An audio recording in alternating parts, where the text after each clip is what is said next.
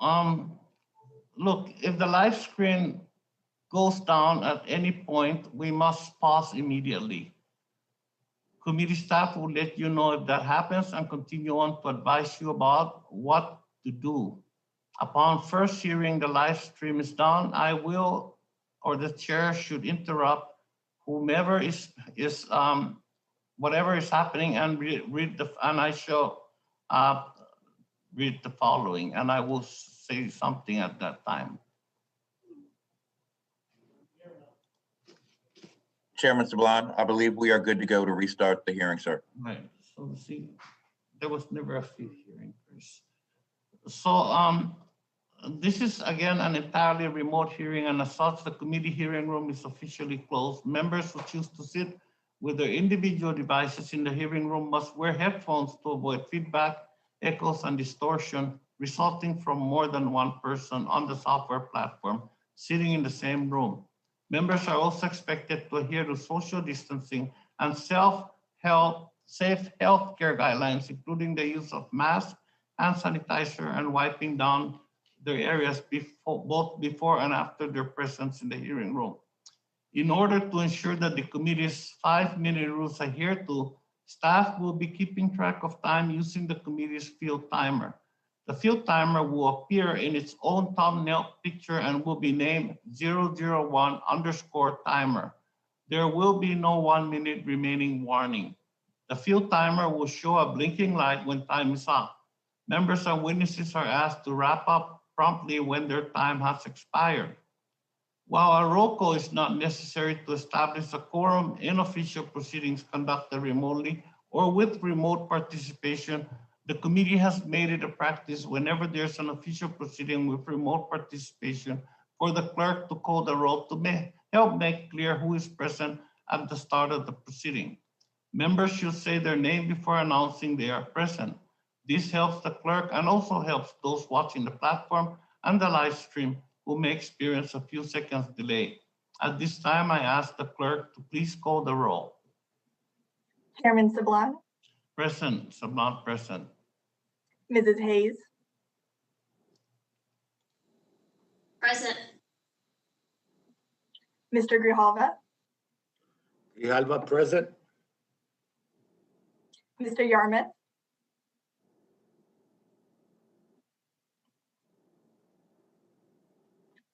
Ms. Wilson.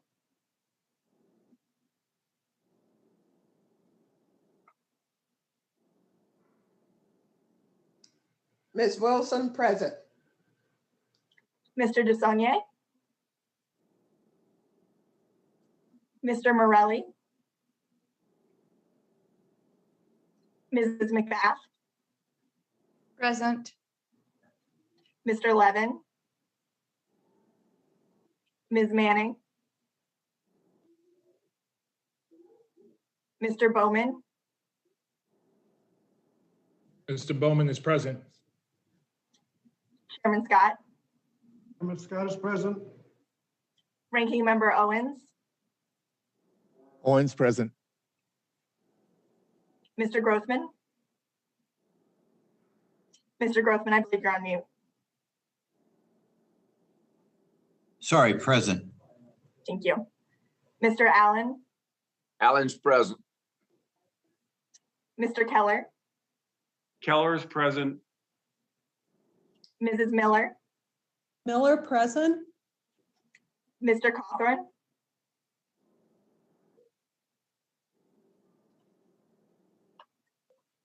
Mrs. Steele. Steele present. Ms. Letlow. Letlow present. Ranking Member Fox. Chairman Sablan, that concludes the roll call.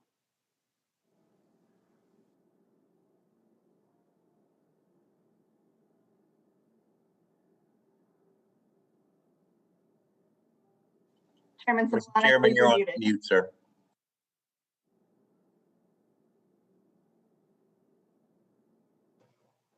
Thank you.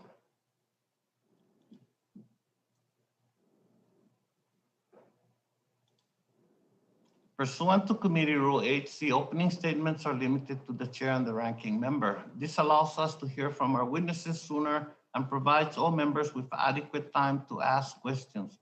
I now recognize myself for the purpose of making an opening statement.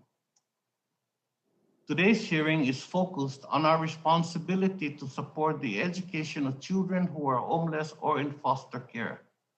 Children without stable homes start at a disadvantage that can follow them for the rest of their lives, denying them the opportunity to achieve their full potential as human beings and members of society. That is a tragedy for them and a loss for us all. This is not an insignificant problem. Prior to the pandemic, the Department of Health and Human Services estimated that 430,000 children were in foster care. More than 1.3 million school children lacked a stable and adequate place to sleep during the 2018-2019 school year, according to the United States Department of Education. More than 1.4 million children under the age of 6 experienced homelessness. Recent research in Michigan suggests almost 1 in 10 public school students will be homeless at some point before graduation from high school. 1 in 10. And of course, youth homelessness reflects other persistent inequities in education and across our society. Black children, Native American children, students with disabilities, English language learners, and LGBTQ children are all more likely to experience homelessness and foster care than their peers. And the outcomes are clear.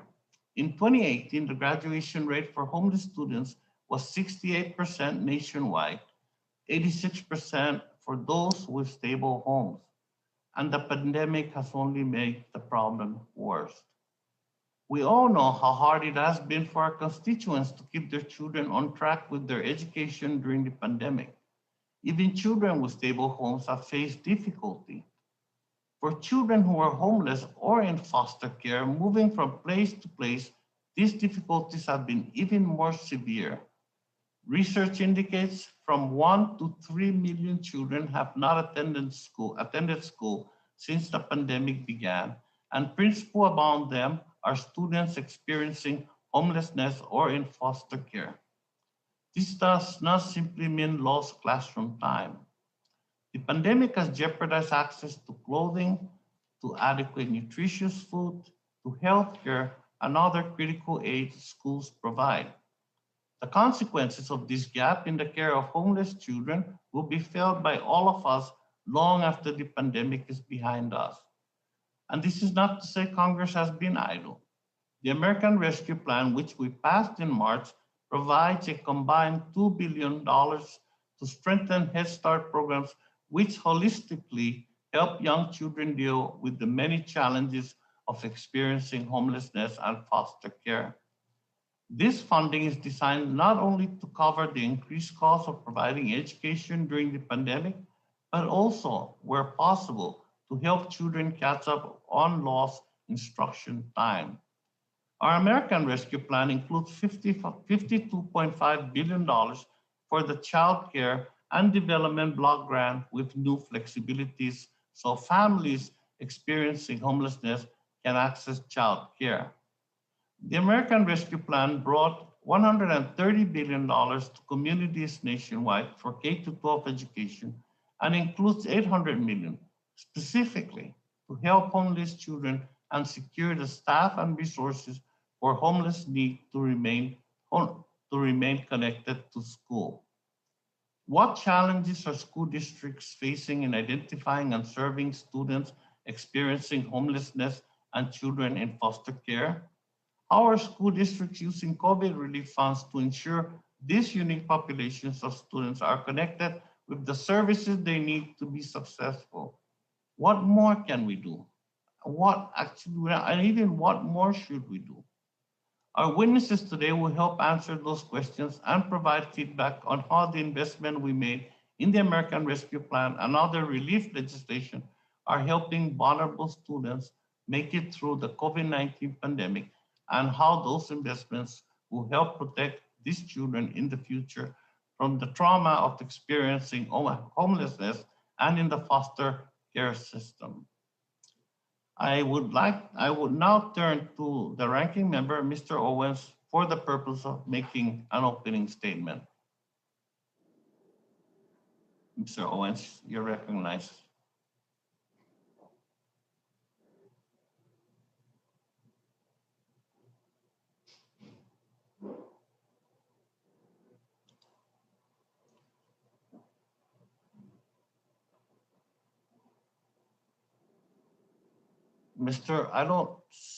Yeah, okay.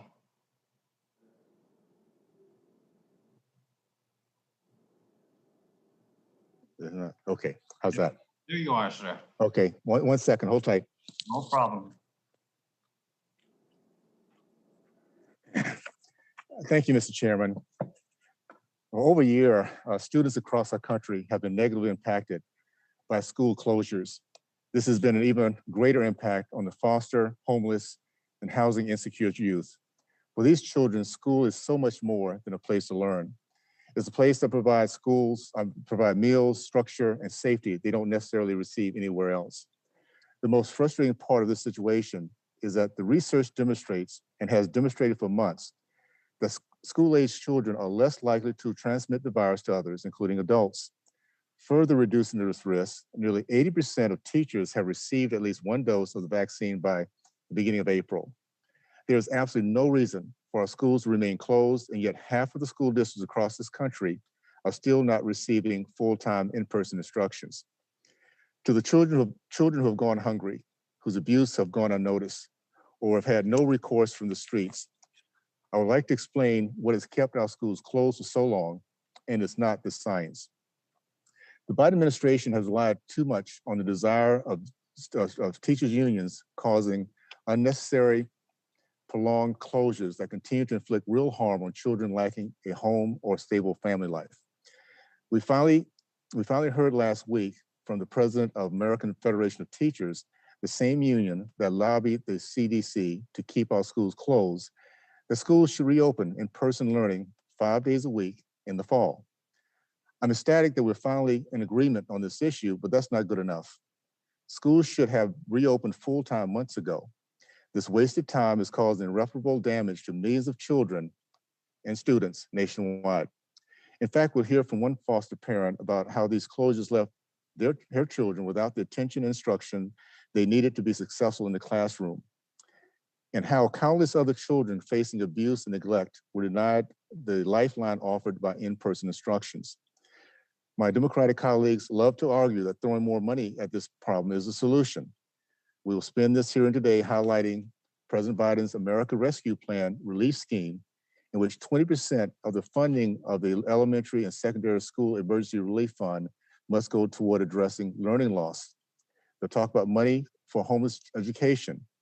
This is the third hearing on the impact of the pandemic, and each time they've highlighted their desire for more money instead of our children's need to get back to classroom. The fact is, no more money, no amount of money will fix the harm that's been done and continues to be done to these children and their families. What our children need is to get back to school in person, full time. None of these so-called relief funding will go toward the reopening of schools this spring. What are the children who are homeless, housing insecure, or in foster care supposed to do until then? Democrats have no answer. Sadly, my friends across the aisle are willing to ignore the needs of vulnerable children, pretending that the dollar signs in hearings are a significant response for our youth who are falling further and further behind. They do not know where the next meal will come from, and they're desperate for structure and normality during a once-in-a-century pandemic.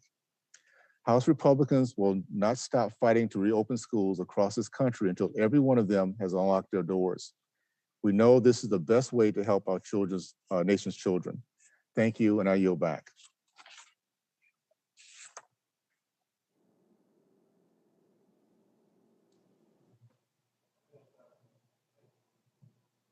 Yeah, thank you very much, Mr. Owens, Ranking Member Owens. Now, without objection, all other members who wish to insert written statements into the record may do so by submitting them to the committee clerk electronically in Microsoft Word format by 5 p.m. on June the 2nd, 2021. I will now introduce our witnesses. Ms. Jennifer Erb-Downward is a senior research associate at Poverty Solutions at the University of Michigan, where she oversees research projects and assists with the analysis and translation of research findings regarding family homelessness to inform local, state, and federal policy. Ms. Erb-Downward has extensive experience in policy analysis, program implementation, and best practice research around family homelessness, behavioral health, chronic illness, and the reduction of health disparities. She is passionate about addressing child homelessness in Michigan, where she grew up. If I'm misstating your name, please forgive me. Ms. Erb-Downward holds a master's degree in public health from New York University. Mrs. Michelle Linderkotz serves as an executive director for the School District of Philadelphia's Office of Early Childhood and is responsible for the implementation and oversight of federal, state, and locally funded pre-kindergarten and Head Start programs serving 8,000 children in more than 100 community-based early learning centers in Philadelphia. She is also a member of the Pennsylvania Early Learning Council, which works to expand and improve early learning and development services for young children and their families across the state. Ms. Linderkotz has been an educator for more than 25 years and was a Head Start parent and student herself. She holds a master's degree in education administration and serves on a number of advisory committees that are instrumental in shaping and elevating the importance of early childhood education in Pennsylvania. Ms. Gretchen Davis is a mother to 3 children, 2 of whom are biological and 1 adopted through foster care. As a foster family in Arlington County for over 8 years, Ms. Davis often speaks in community forums for the Arlington County Department of Human Services, encouraging others to consider fostering. Prior to fostering, Ms. Davis served as an elementary and middle school teacher for 15 years in both Tennessee and Washington, or as an assistant to the Deputy Undersecretary of Education during the Bush administration. In light of COVID-related school closures, Ms. Davis began her involvement in Arlington Parents for Education, a local group advocating for the immediate return to an in-person education for all students. Ms. Davis holds an undergraduate degree and a master's in education from Vanderbilt University. Dr. James F. Lane, Doctor of Education, serves as an executive officer of the Virginia Department of Education, which is the administrative agency for the Commonwealth's public schools. In this role, he oversees 132 divisions for the Commonwealth's public school, and also serves as the Secretary of the State Board of Education. Dr. Lane holds a doctorate in education from the University of Virginia, a master's degree in social administration from North Carolina State University, and a master's and bachelor's degree in teaching from the University of North Carolina at Chapel Hill. We appreciate the witnesses for participating today and look forward to your testimony. Let me remind the witnesses that we have read your written statements and they will appear in full in the hearing record. Pursuant to Committee Rule 8D and committee practice, each of you is asked to limit your oral presentation to a 5-minute summary of your written statements. Before you begin your testimony, please remember to unmute your microphone. During your testimony, staff will be keeping track of time and the light will blink when time is up. Please be attentive to the time wrap up when your time is over and remute your microphone. If any of you experience technical difficulties during your testimony or later in the hearing, you should stay connected on the platform, make sure you are muted, and use your phone to immediately call the committee's IT director, whose number was provided to you in advance. We will let all the witnesses make their presentations before we move to member questions. When answering a question, please remember to unmute your microphone. The witnesses are aware of their responsibility to provide accurate information to the subcommittee, and therefore we will proceed with their testimony. And I will first recognize, I hope I'm getting your name right, Ms. Erb-Downward. You're getting my name perfectly right. Thank you. Okay. Chairman Sablan, Ranking Member Owens, and distinguished members of the subcommittee, thank you for the opportunity to testify at this important hearing.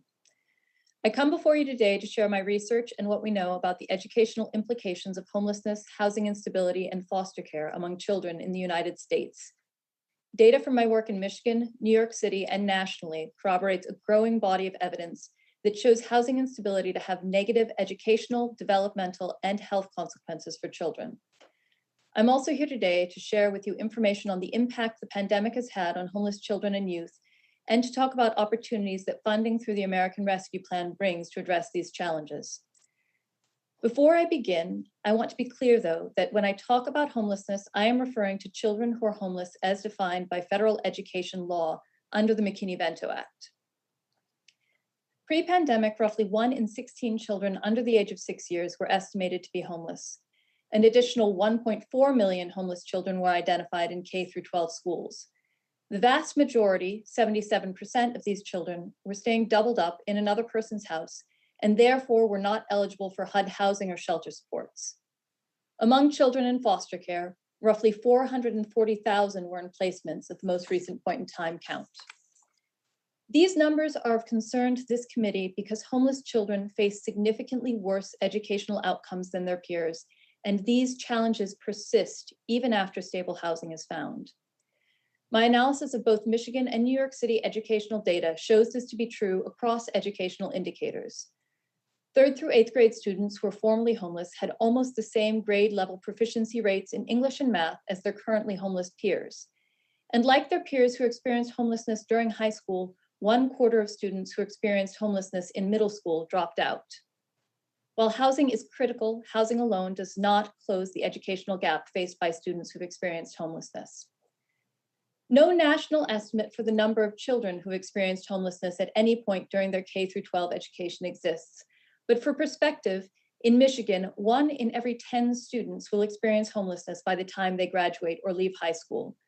This is roughly 5 times the annual rate. The risk is even greater for Black and Hispanic students, with roughly 1 in 7 experiencing homelessness at some point during their K-12 education. While children in foster care face different structural challenges than their homeless peers, entering foster care is a form of instability, and children in foster care face educational setbacks similar to those of their homeless peers. Further, a strong intersection exists between homelessness and the risk of entering foster care. Children who were homeless the prior year had 14 times the risk of entering foster care compared to their peers who were not homeless during the same year. I want to be clear that we're not just talking about numbers today. We're talking about children. Brittany is a student from Michigan who was homeless when she was 10 years old. She was a straight A student, somehow managing her schoolwork while living in her family's car with her mother.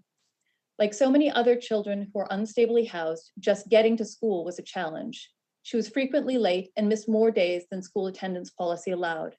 As a result, she was suspended for 150 days. At that time, there was no one to advocate for her, no one to help connect her to the school transportation supports she had a right to under McKinney-Vento law, and no one to work with her school to remove the suspension. This did not have to be the case for Brittany. She was not identified by her school as homeless, and therefore she did not receive the educational supports that she needed. The COVID pandemic has increased the number of homeless children facing challenges like those described by Brittany. Survey responses from school homelessness liaisons suggest that there has been a 28% decrease in the number of homeless students identified by schools prior to the pandemic. This equates to 420,000 fewer students who are homeless being identified and supported by their schools. The good news is that the American Rescue Plan recognized this problem and has provided $800 million in targeted funds to meet the educational needs of homeless children. The pandemic has caused hundreds of thousands of children who are homeless to slip through the cracks. We now have the opportunity to find and support those children.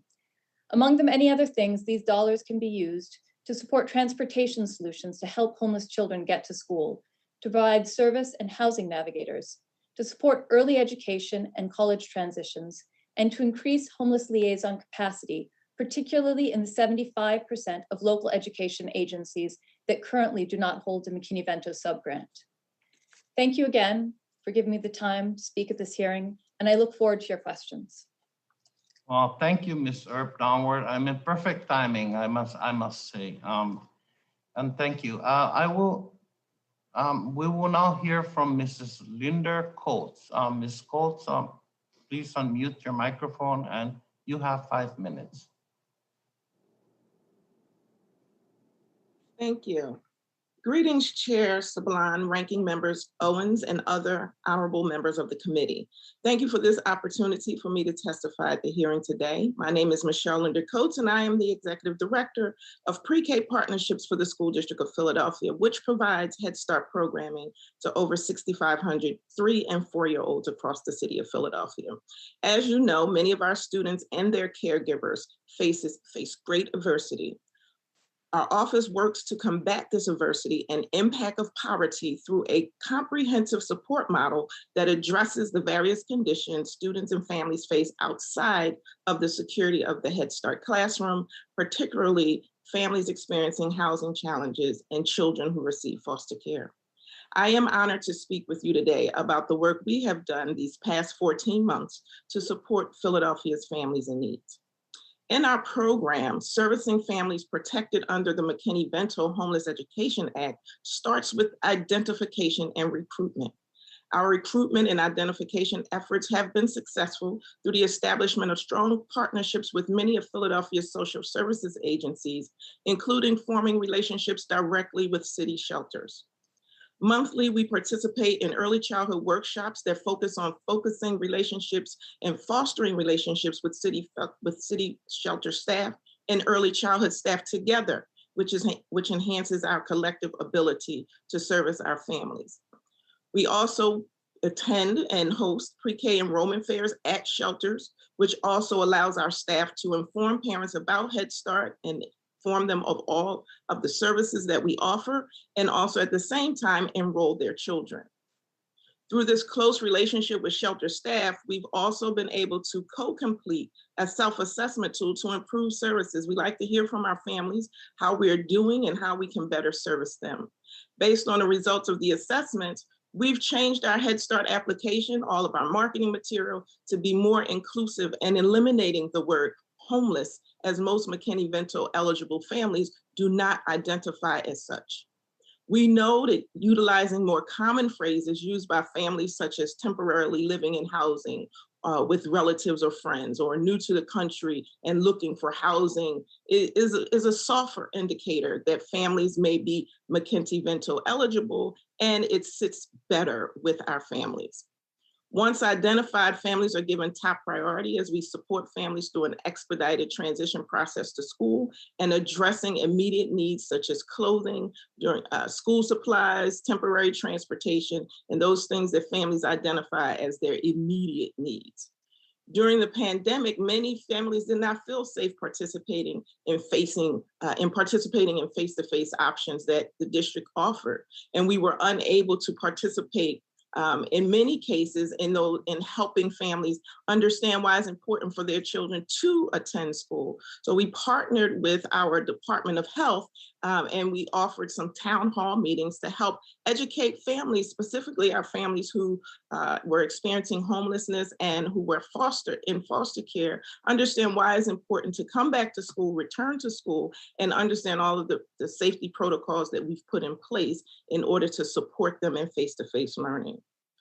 To support our virtual learning, because many of our families chose to do digital learning, we ensured that we kept students connected by purchasing necessary technology and digital curriculums for the teachers, consumables and non-consumable learning materials for families to use at home.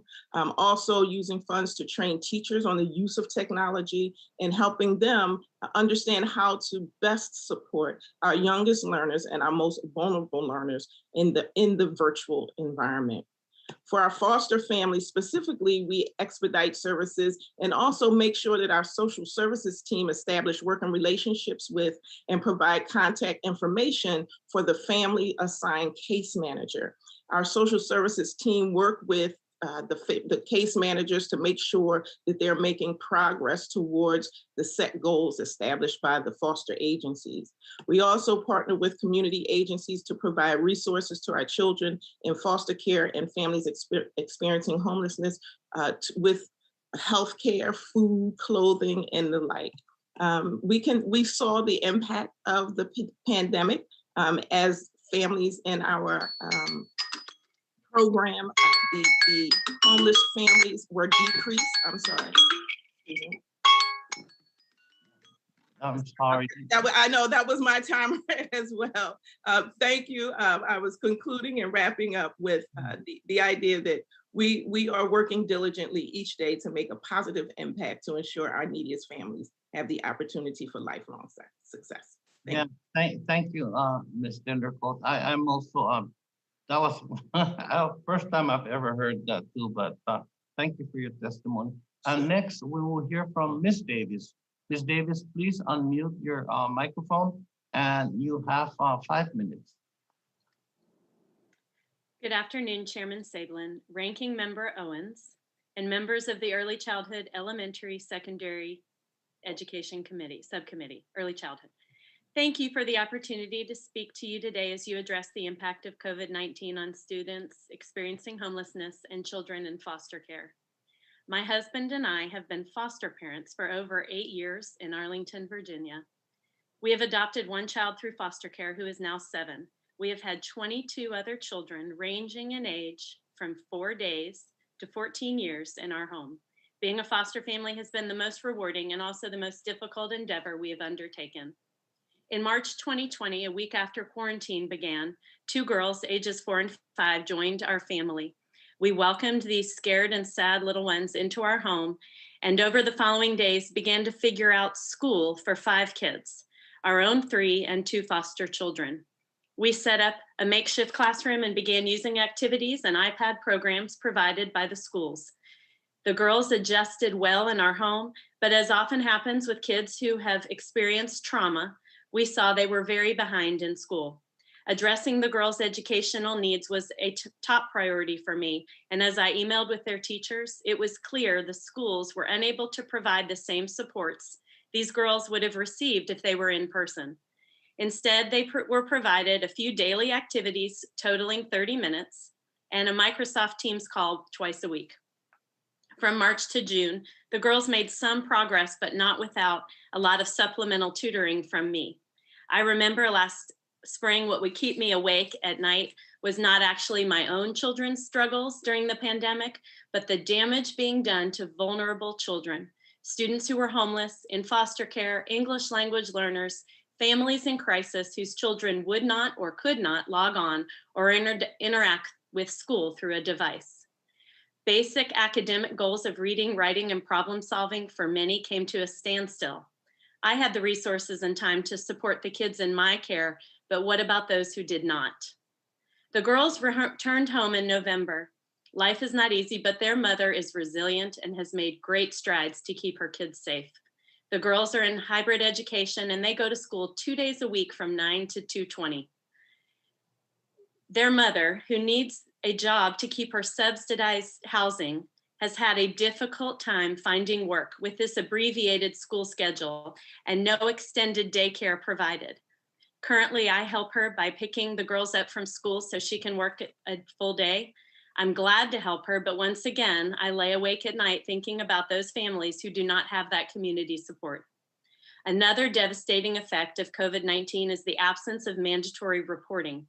As a foster parent, I'm a mandatory reporter. When I notice child abuse or neglect, I'm required by law to report it so that the concern can be investigated. Mandatory reporters are a critical safety net we have in the United States for vulnerable children. Teachers, school administrators, and staff are also mandatory reporters. When students are stuck at home and not allowed to be out in society, mandatory reporting cannot happen. How can a teacher see bruises on a student over a Microsoft Teams call?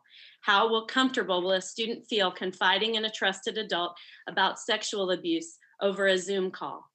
As a foster parent and former teacher, it concerns me that one of the consequences of staying shut down for so long is underreported child abuse and neglect. I would suggest to you, as we look back on how we handle COVID-19 and how we handled it as a nation, that best practices going forward ensure that just as grocery stores and hospitals need to be open, schools also offer critical lifelines for communities. All are staffed by essential employees. Just like hospitals care for sick people, schools care for children, who are among the most vulnerable populations we have. Teachers have always been on the front lines for children. I was a teacher for 15 years and never questioned that for a minute. Why now all of a sudden are many teachers hidden away and not able to do what they do best, which is to care for and educate children? Many public school systems have yanked stability and support from children and handed them iPads and free Wi-Fi. In my experience as a teacher, a mother, and a foster mother, I am convinced that a good education is a lifeline for all children. Schools have been closed way too long.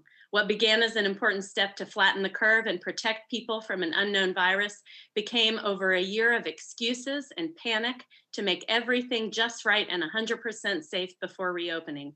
Vulnerable children do not have the luxury of this time. Many local educational agencies, including my own, have not prioritized return to school for vulnerable children. The services they have provided during the past year have been insufficient. Our children deserve much better. Thank you. Thank you, Ms. Davis, for your testimony. And finally, we'll hear from Dr. Lane. Dr. Lane, please unmute your microphone and you have 5 minutes. Thank you. Chairman Sablon, Ranking Member Owens, and members of the House Education Labor Subcommittee, I'm pleased to have this opportunity to be here this morning to share how this pandemic has uniquely impacted our youth in foster care and students experiencing homelessness, and how we have responded. One of the most marked insights to come from the COVID-19 pandemic is just how critical a role our schools play in every aspect of our students' and families' lives. Schools are more than the educational experiences they provide, but they also serve as safe havens, reliable sources of food, connection, and stability. Over the last year, our students without stable housing, reliable access to devices or broadband, or difficult home environments felt the effects of the pandemic most profoundly due to interruptions in their connection to these vital services and supports.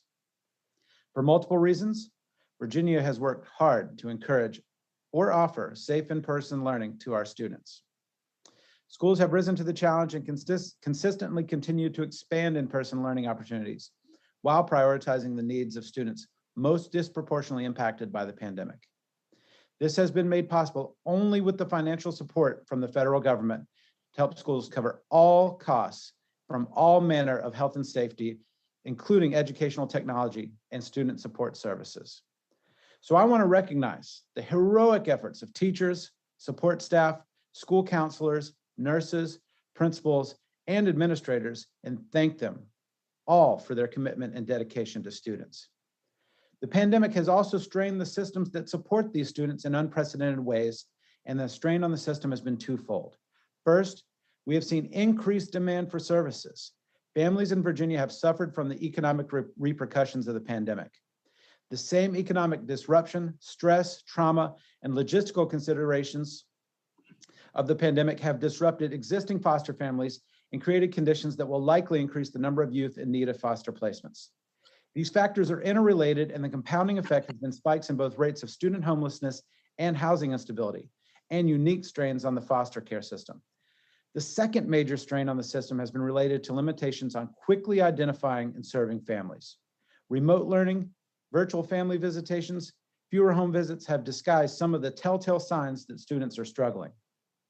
But Virginia has a solid foundation upon which to build because of the previous state and federal investment in the systems that support homeless and foster youth, including our highly regarded work with Project Hope, Virginia's program for the education of homeless children and youth.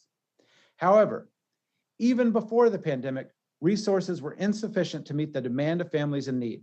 So we've worked collaboratively to strategically leverage new federal resources to scale existing programs and meet the needs in new ways. Our department sought to bring many partners into the conversation around supporting homeless students. This has included bi-weekly calls with local McKinney-Vento liaisons so they could receive updates, ask questions, and share challenges and success stories. That collaboration has informed new technical assistance, including videos for liaisons, social emotional learning quick guides, and new grants to scale work to meet the need. This collaboration is focused on sharing best practices and planning for the strategic deployment of the remaining America Rescue Plan, homeless children and youth funds when they are made available to states. Additionally, the joint agency team has continued to meet through the pandemic and provide guidance, policies to foster family connections, and communication across agencies and jurisdictions. Virginia and our localities have funded mechanisms such as virtual visitations, reimbursement for COVID-related testing or treatment, and virtual training and support for foster families. Even though we all want in-person learning, the virtual communications environment has its unique benefits for some foster youth. For instance, one student in foster care was able to visit a relative in another state for a week due to virtual learning, helping support family connections that are crucial to the well-being of children in foster care. The local department that shared this story also stated that they have felt an even stronger relationship with and more support with their local school divisions around children and youth in foster care during the pandemic. They specifically said they have seen a shift from "that's not possible" responses to "how do we make this work" perspectives in their conversations. In conclusion, the response of our agency and local school divisions to COVID-19 has been made possible through additional federal funding intended for pandemic relief. As we begin to emerge from the pandemic, we know that the impacts will ripple through communities for years to come. As such, sustained and flexible resources will continue to be necessary to ensure that states can be responsive and can provide the services necessary for these students to succeed. On behalf of Virginia students and school leaders, thank you for the significant investments that have been made in our schools and our students. Well, thank you very much, Dr. Lane. I mean, all the witnesses are just almost perfect in their timing. I just like to say that if only we could figure out a way to just eliminate homelessness and foster care for school children, and if possible, even just remove poverty from the nation. Now we'll go to member questions. I will ask staff to bring back the bell if necessary, but under committee rule 9A, we will now question witnesses under the 5-minute rule. I will be recognizing subcommittee members in seniority order. Again, to ensure that the members' 5-minute rules adhere to, staff will be keeping track of time, and the timer will show a blinking light when the time has expired, and maybe bring back the bell if necessary. So please be attentive to the time wrap up when your time is over, and remute your microphone. Now I would like to begin recognizing members questioning by recognizing the a teacher, National Teacher of the Year, Miss Congresswoman Hayes. Joanna, you please unmute your microphone and you have 5 minutes. Thank you, Chairman Sablan, and thank you for having this hearing. And thank you to all the witnesses. I have remarks prepared, but I just want to start by saying it is incredibly exhausting on this committee when hearing after hearing, we're having conversations as if we don't all recognize the importance of getting kids back to school. I think both Democrats and Republicans share that. We've tried to do that safely. We're handling a once-in-a-generation pandemic that none of us asked for, that none of us can account for, and we've all just tried to do the best that we can to protect students, families, teachers, and to hear, I say this in every hearing, to hear over and over teachers' unions berated. I remind you of the irony in the fact that those unions are made up of teachers, the same people that you're saying your children need to go back to. because they are the lifeblood and they are the ones who invest in them and nurture them, and they are the ones who are the mandated reporters. Those same teachers are listening to these hearings and being demoralized over and over and over again as if they're lazy and too demanding and only thinking of themselves. And I can assure you, having been in the classroom for 15 years, there's no teacher that wakes up and does that job every day that doesn't first think about their students and children. So it's just worth saying that we want kids to go back to school. We want every school to open. We want kids to grow and thrive and learn in those environments. But enough of this. Democrats don't want kids to go to school. That is just not true. And it is the reason why we voted overwhelmingly for funding and support and resources to assist with those openings. So my question for you, Ms. Erb-Downward, we've heard about all of these students, and I worked very closely with McKinney-Vento in my school district, and we were a Title I district with so many children who lived in poverty. My Connecticut State Department of Children and Families reports that most of the families that are struggling with homelessness also report poverty conditions, being disconnected from services, and these underlying things that are not abuse. So at a time when poverty could be the underlying factor and not abuse, especially coming out of this pandemic, we're going to see so many families who are dealing with just different ripple effect issues. How can we be sure that those families are not subjected to unnecessary investigations and rather are helped by safety net programs that can help them to stabilize their families and get out of poverty, even though it may present as, you know, what someone else might call neglect or abuse? Thank you so much for this question. I think it's a really, really great one, and it comes up frequently among both community organizations and among families. There is a great fear among families that if they acknowledge their homelessness, that they will be at risk of losing their children. I think the statistic that I shared that, you know, there is a 14 times greater risk of children who are homeless entering into foster care in the next year than their peers who are housed is really telling of, you know, that challenge. One critical piece there. So the first thing is, I think that we need to understand that more, and we need to acknowledge that intersection. And I think we need to have more frank conversations about the fact that homelessness and poverty alone are not reasons that a child should be removed from their family. That is in the guidelines and the mandatory reporting guidelines. You know, I recognize that as a mandated reporter, this can be a very challenging thing to, in and of itself, by itself, is not abuse.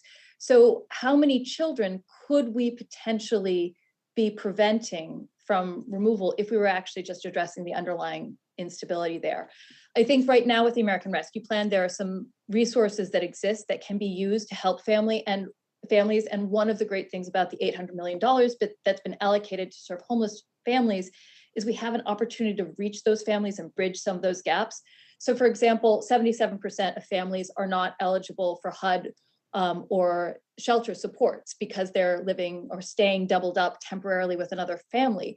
You know, this really cuts people out of services, but we have the opportunity, because these dollars are flexible in their funding, that we can bridge those gaps. So for example, a homelessness liaison could use dollars to temporarily put a family up in a hotel. Now, this is not supposed to be the money supplanting other dollars for hotel stays or shelter, but if you take that money and help that family into a hotel for a few days, they can be eligible for HUD housing supports. That's giving them access to a funding stream that exists.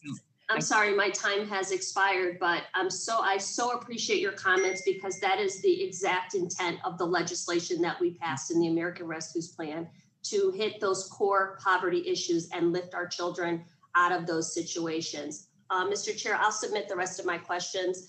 And with that, I yield back. I'm sorry for going over. Yeah.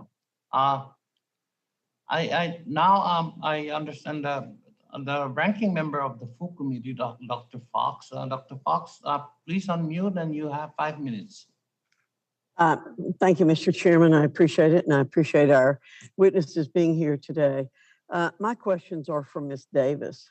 Ms. Davis, thank you for your testimony, and thank you for your family's willingness to participate in the foster system and love these children. I truly hope there's a place in heaven for you all. I like when witnesses bring recommendations to our hearings, and you're the second parent to testify before the subcommittee about the essential nature of schools. Many of us agree the initial closures last spring were reasonable, given what was unknown about the coronavirus at the time. But you argue for treating schools like hospitals and grocery stores that never close. Could you explain that in more detail?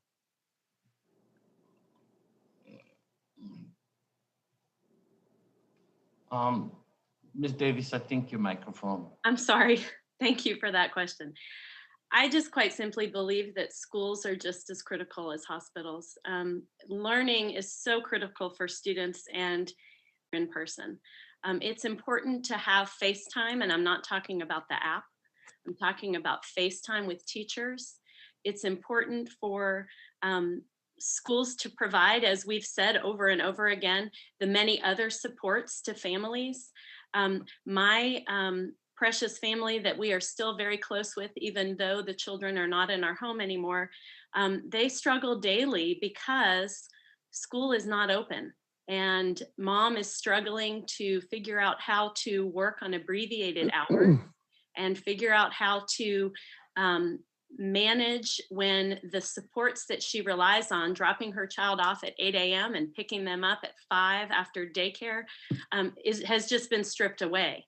And what baffles me is the disconnect in knowing what we need to do and seeing districts around the country that have done it, that have gone back in October and figured it out, put on their masks, figured out social distance guidelines, and went to work.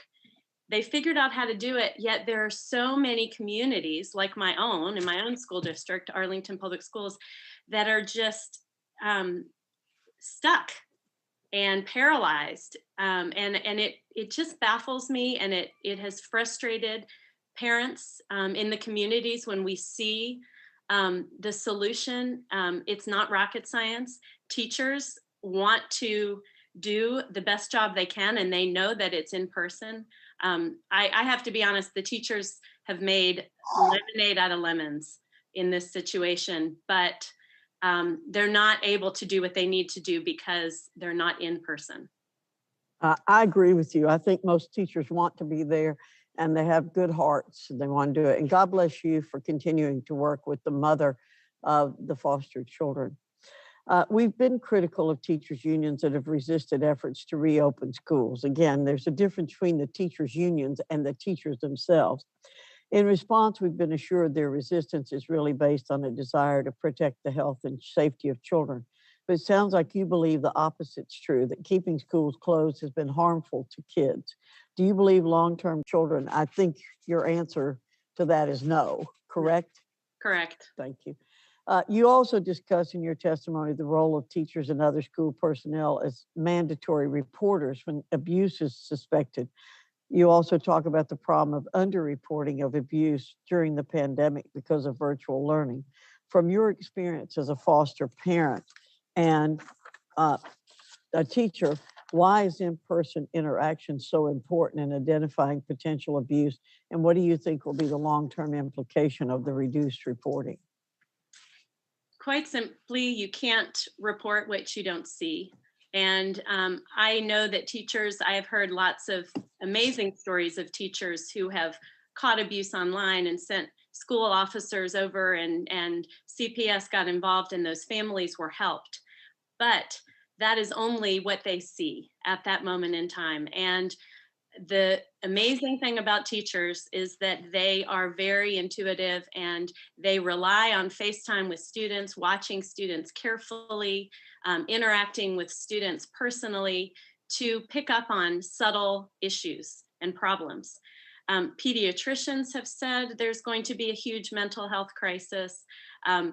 We've seen reports by even the CDC, it's better for them to be in school. I mean, it's just, it makes sense. And I do worry about raising a generation of children who have been scarred for 15 months by this pandemic, when really things could have been back to normal back in October. Thank you very much, Mr. Chairman. I yield back.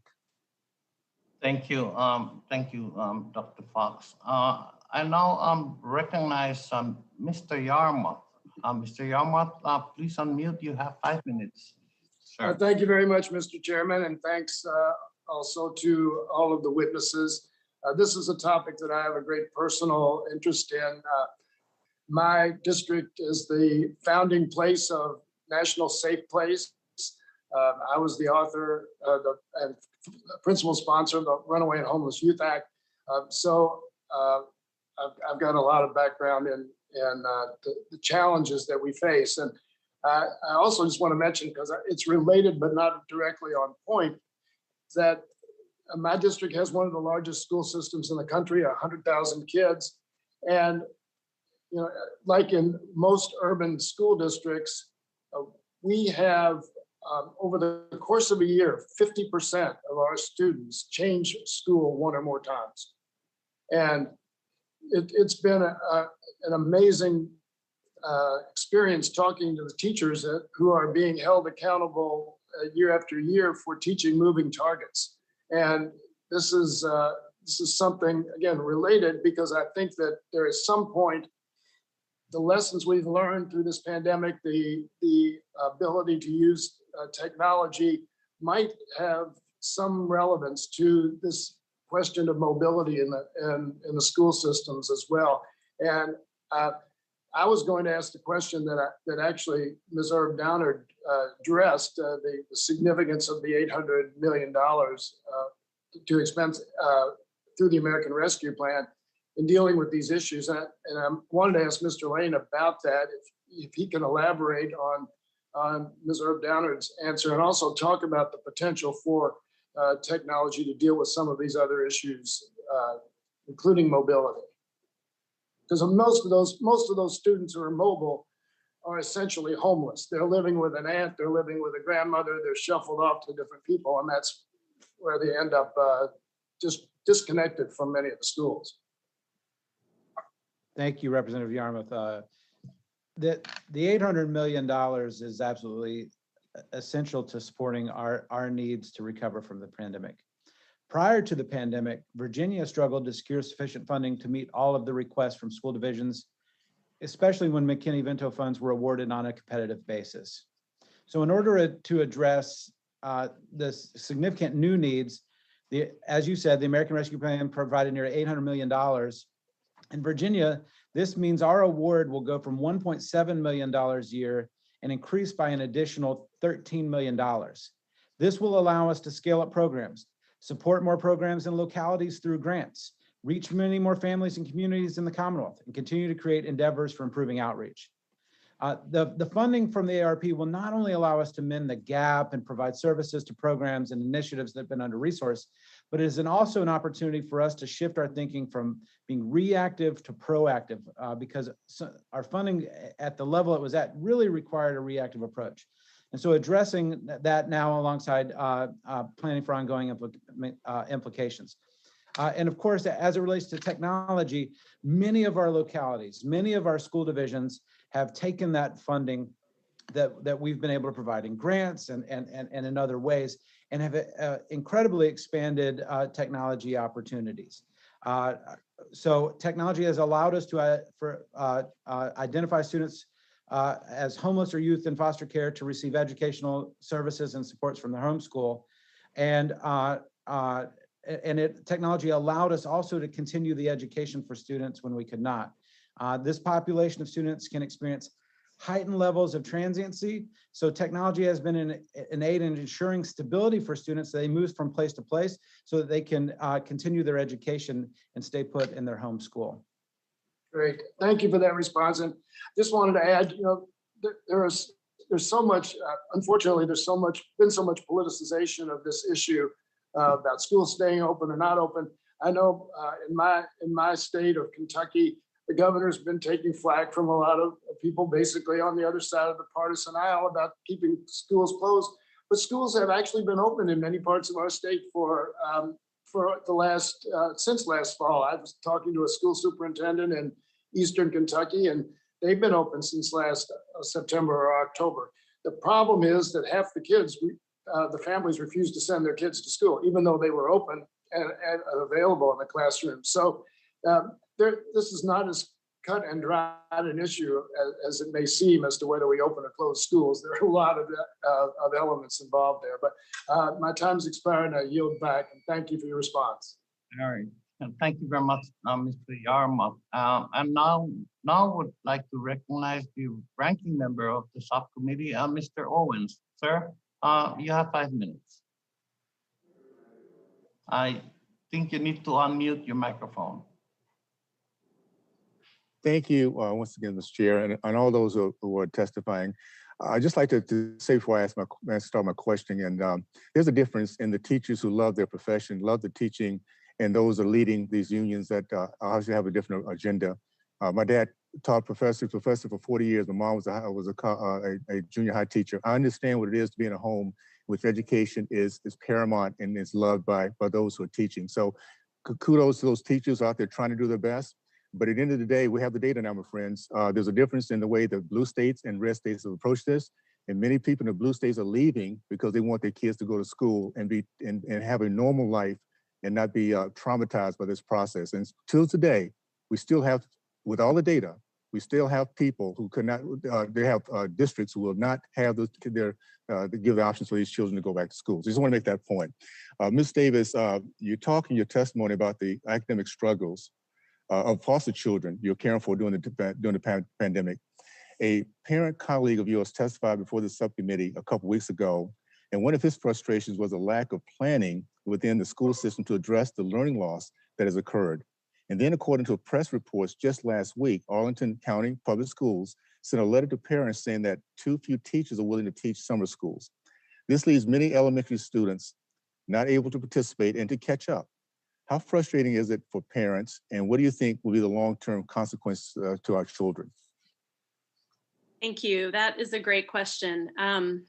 I was shocked when I heard that my public school system was only going to offer summer school to 38% of the children eligible and was going to send the rest of them to virtual Virginia.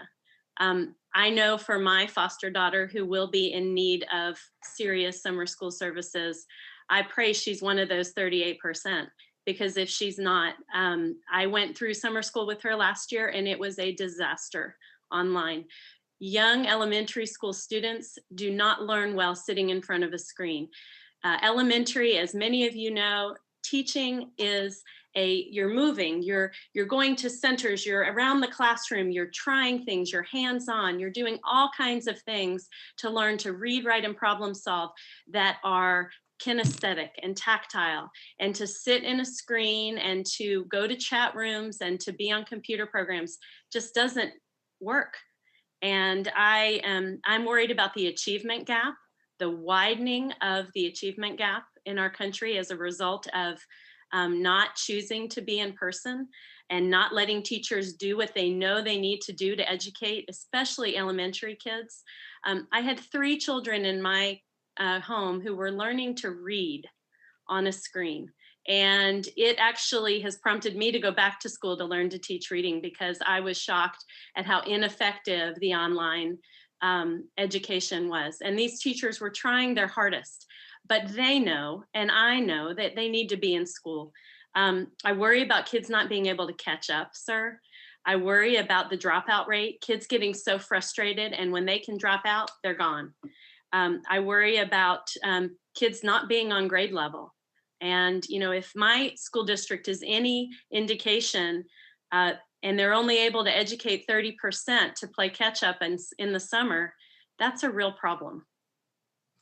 Thank you. And I just want to say that we are talking about foster children, homeless children, and housing insecure children. When I talk with the kids that you and I, all of us on this conference, not your children, not your grandchildren, these are kids who are already starting off behind and they're not allowed to go to school. This is a travesty, my friends, and there's a difference. The data will show And we'll look back on this year and see that there was a difference the way we approached this, and there's no excuse for us to put these kids at risk and have them go through the trauma they will be dealing with over this coming year. So just want to make that point, and thank you so much, Ms. Davis, truly for your efforts and everyone else here in this trial who's really trying to make this thing work. And I yield back.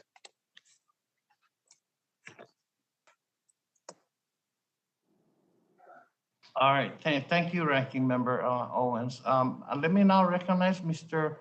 Desaunier. Sir, unmute and you have 5 minutes. Thank you, Mr. Chairman. Really want to thank you and the ranking member for having this hearing, and our chairman and ranking member of the full committee. And I want to thank all our panelists as well. Ms. Erb-Downward, I spent a lot of time when I was in local government as a county supervisor in the Bay Area on these issues and the continuum of care for at-risk kids.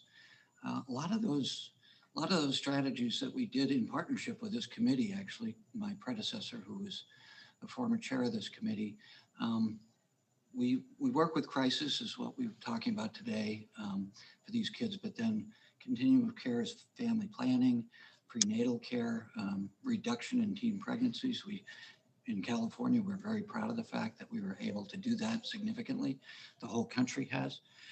But the dysfunctionality of the system was always painful. So we talk about stress and trauma. Federal statistics, Ms. Erb-Downward, what I want to ask you is, shows that most kids are actually in the system for not a long period of time, that like 50% of the time. But we know the struggle of having a CPS worker go out to a house where in urban areas in California, the retention rate for CPS workers is 50%. A young person goes in, gets a master's degree, knows what they're getting into, and still leaves. And retention's a problem.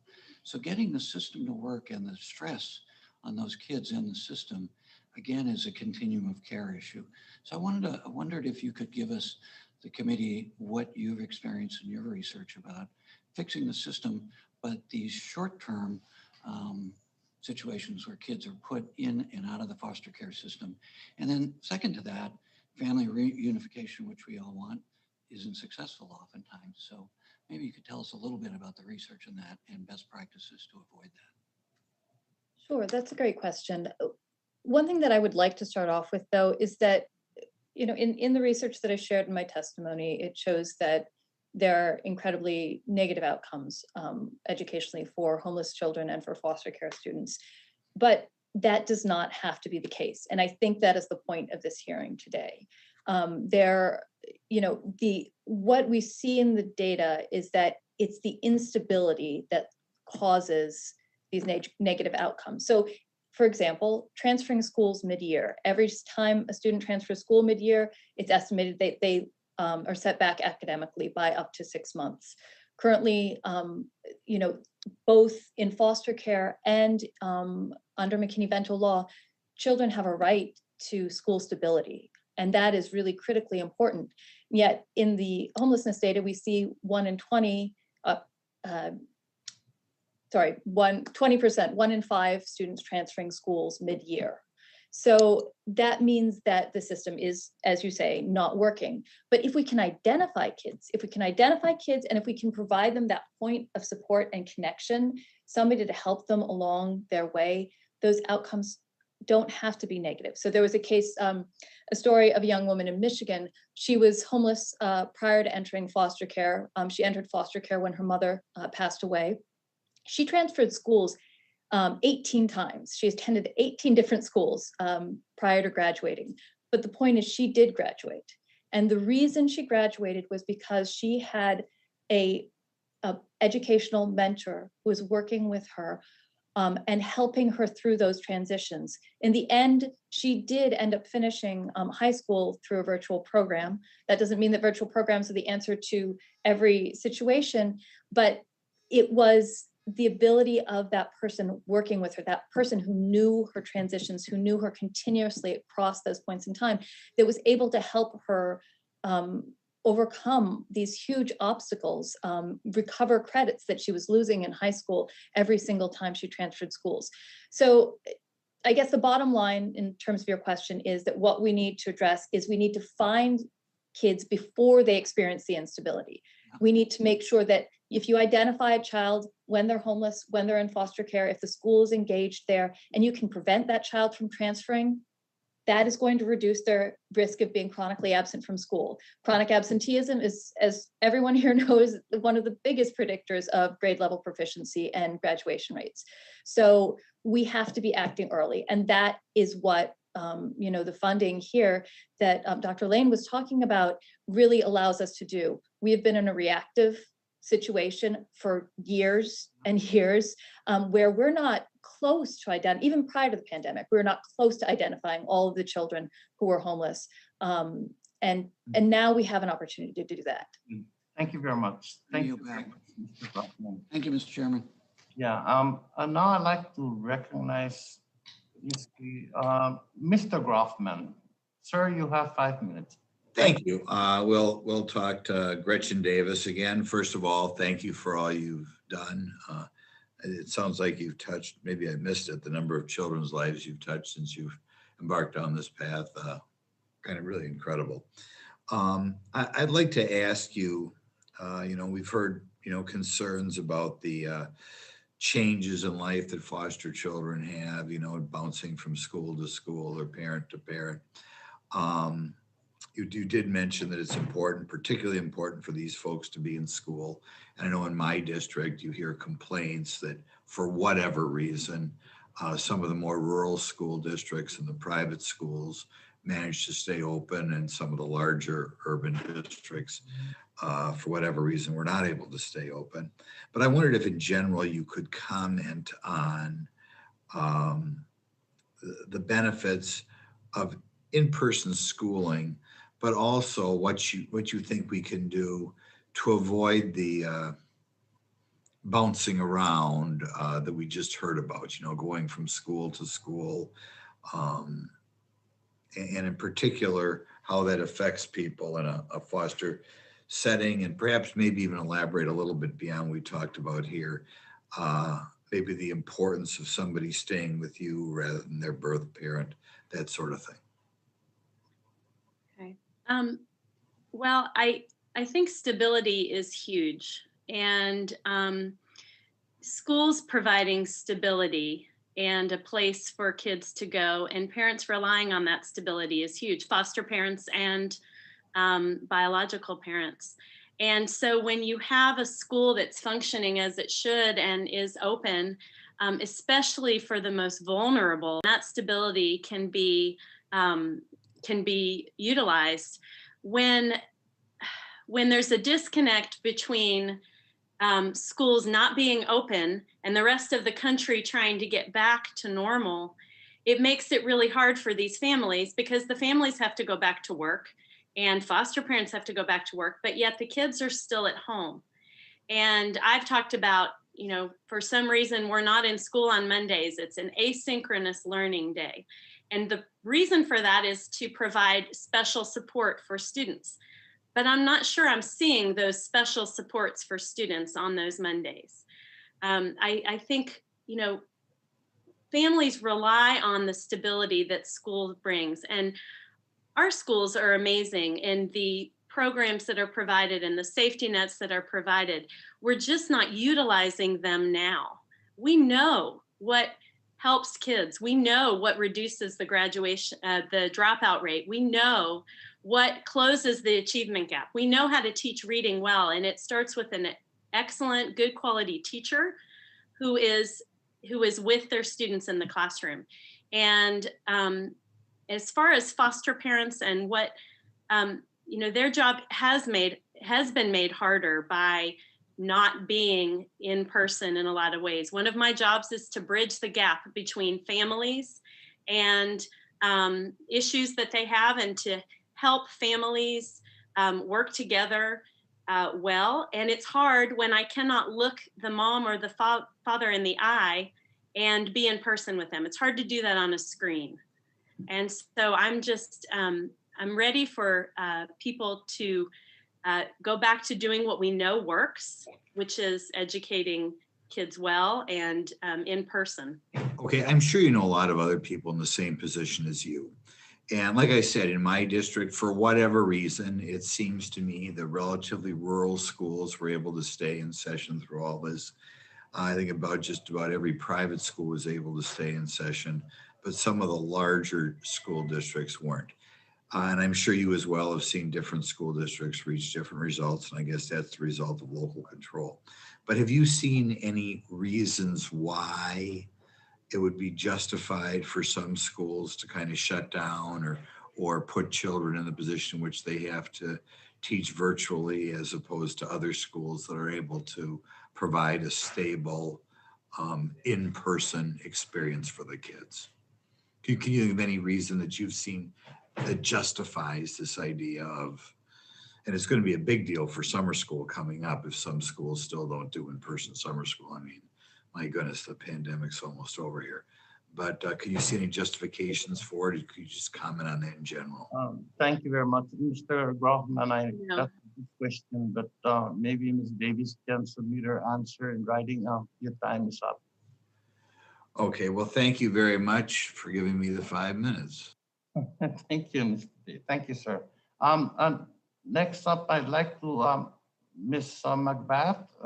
Lucy, you unmute your microphone and you have 5 minutes, please. Thank you, Chairman. And I just really want to thank all of our witnesses that are here this morning. Thank you so much for testifying in what is very, very timely conversations that we're having. And Chairman Sablan, thank you so much for prepping for this hearing. And I think everyone here can agree that children are absolutely our future, and it's our responsibility as legislators, those of us that are here today, to ensure that every child gets the quality education that they need and that they deserve. And I think, we all know that COVID-19 has, this pandemic has just exacerbated the inequities that we already knew existed in America. So today I'm grateful that we're bringing attention to the children who have been experiencing homelessness or are currently in foster care, and the children who are who've already struggled to get, the support that they need to stay in school. So thank you for this today. I represent Georgia, and just within the past year, Georgia had around 14,000 children in foster care. It's a huge number. And according to the 2018 Atlanta Youth Count study, over 3,000 youth are currently experiencing homelessness in the Atlanta metropolitan area. And that grieves me greatly. This number has really remained virtually unchanged since the last study was conducted in 2015. And across the state of Georgia, that number is even higher at a total of nearly 40,000 children that are homeless.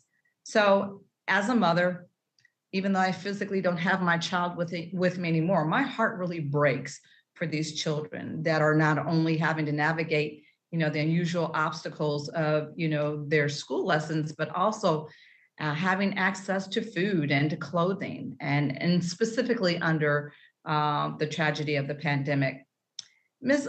Linderkotz, one of my questions is for you. We know that many students have lost great instructional time during this pandemic year.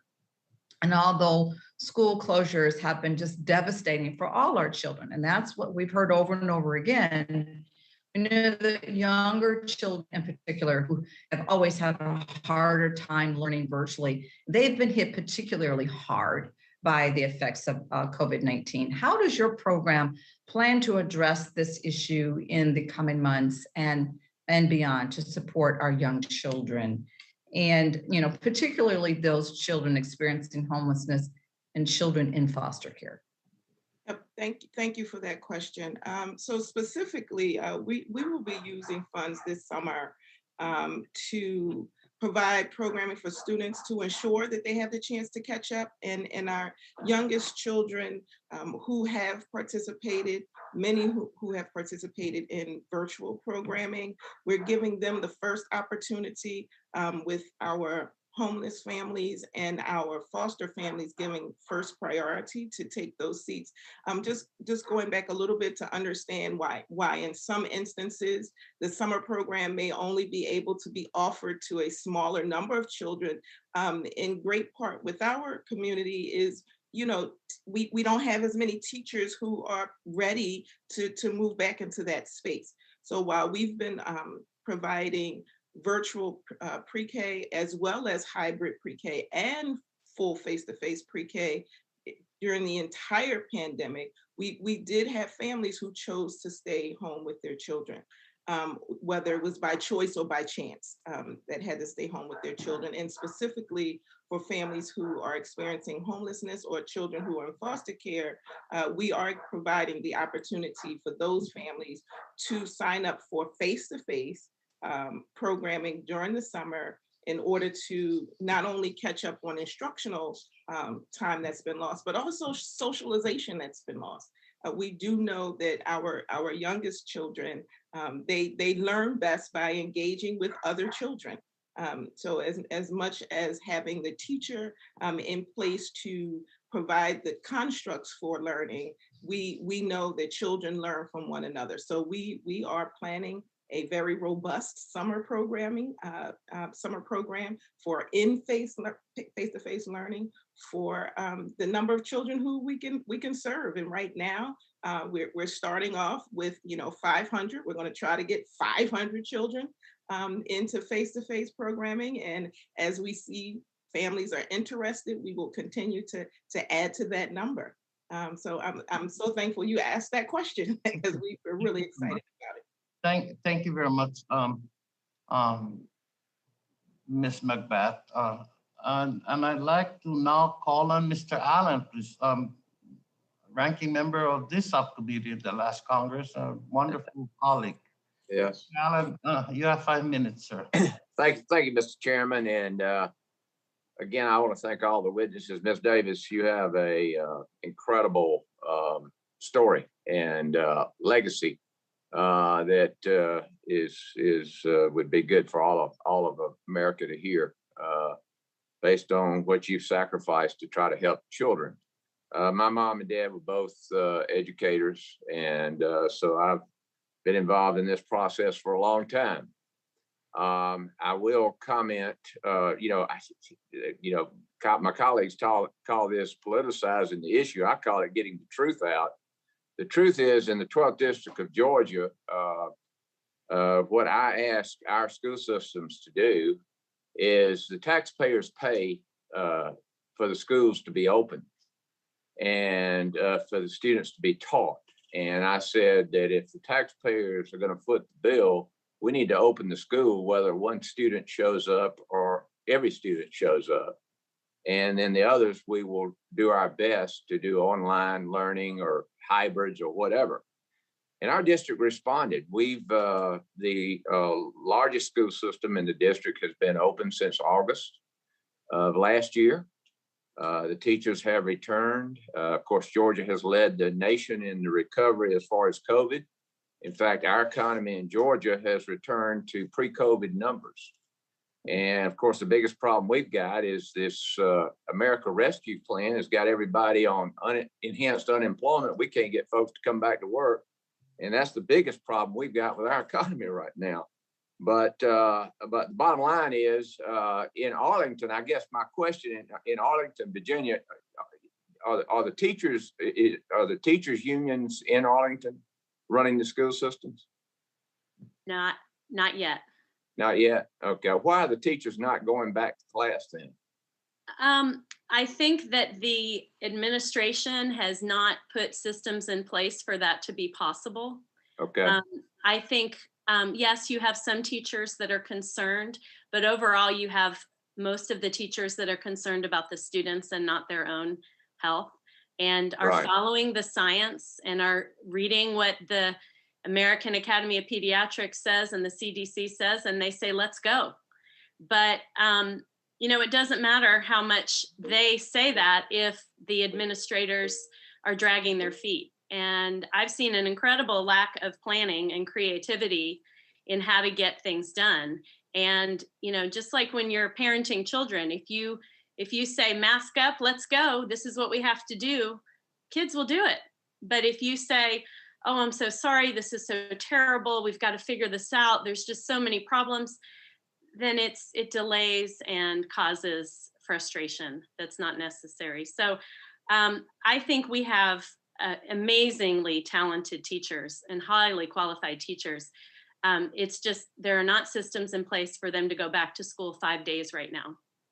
Yeah, and frankly, like I said, in the 12th district, our teachers, if we had teachers that were compromised, they did the online teaching, and those that that had no pre-existing conditions or were not compromised were in the classroom. So, and we had the funds to put in the enhanced air conditioning and filter systems as well. In fact, in checking with all of our school systems, all of our school systems are financially in great shape, and we have pretty much all new facilities in my district. But as far as the root of the problem, and I'm running out of time. I got about a minute, but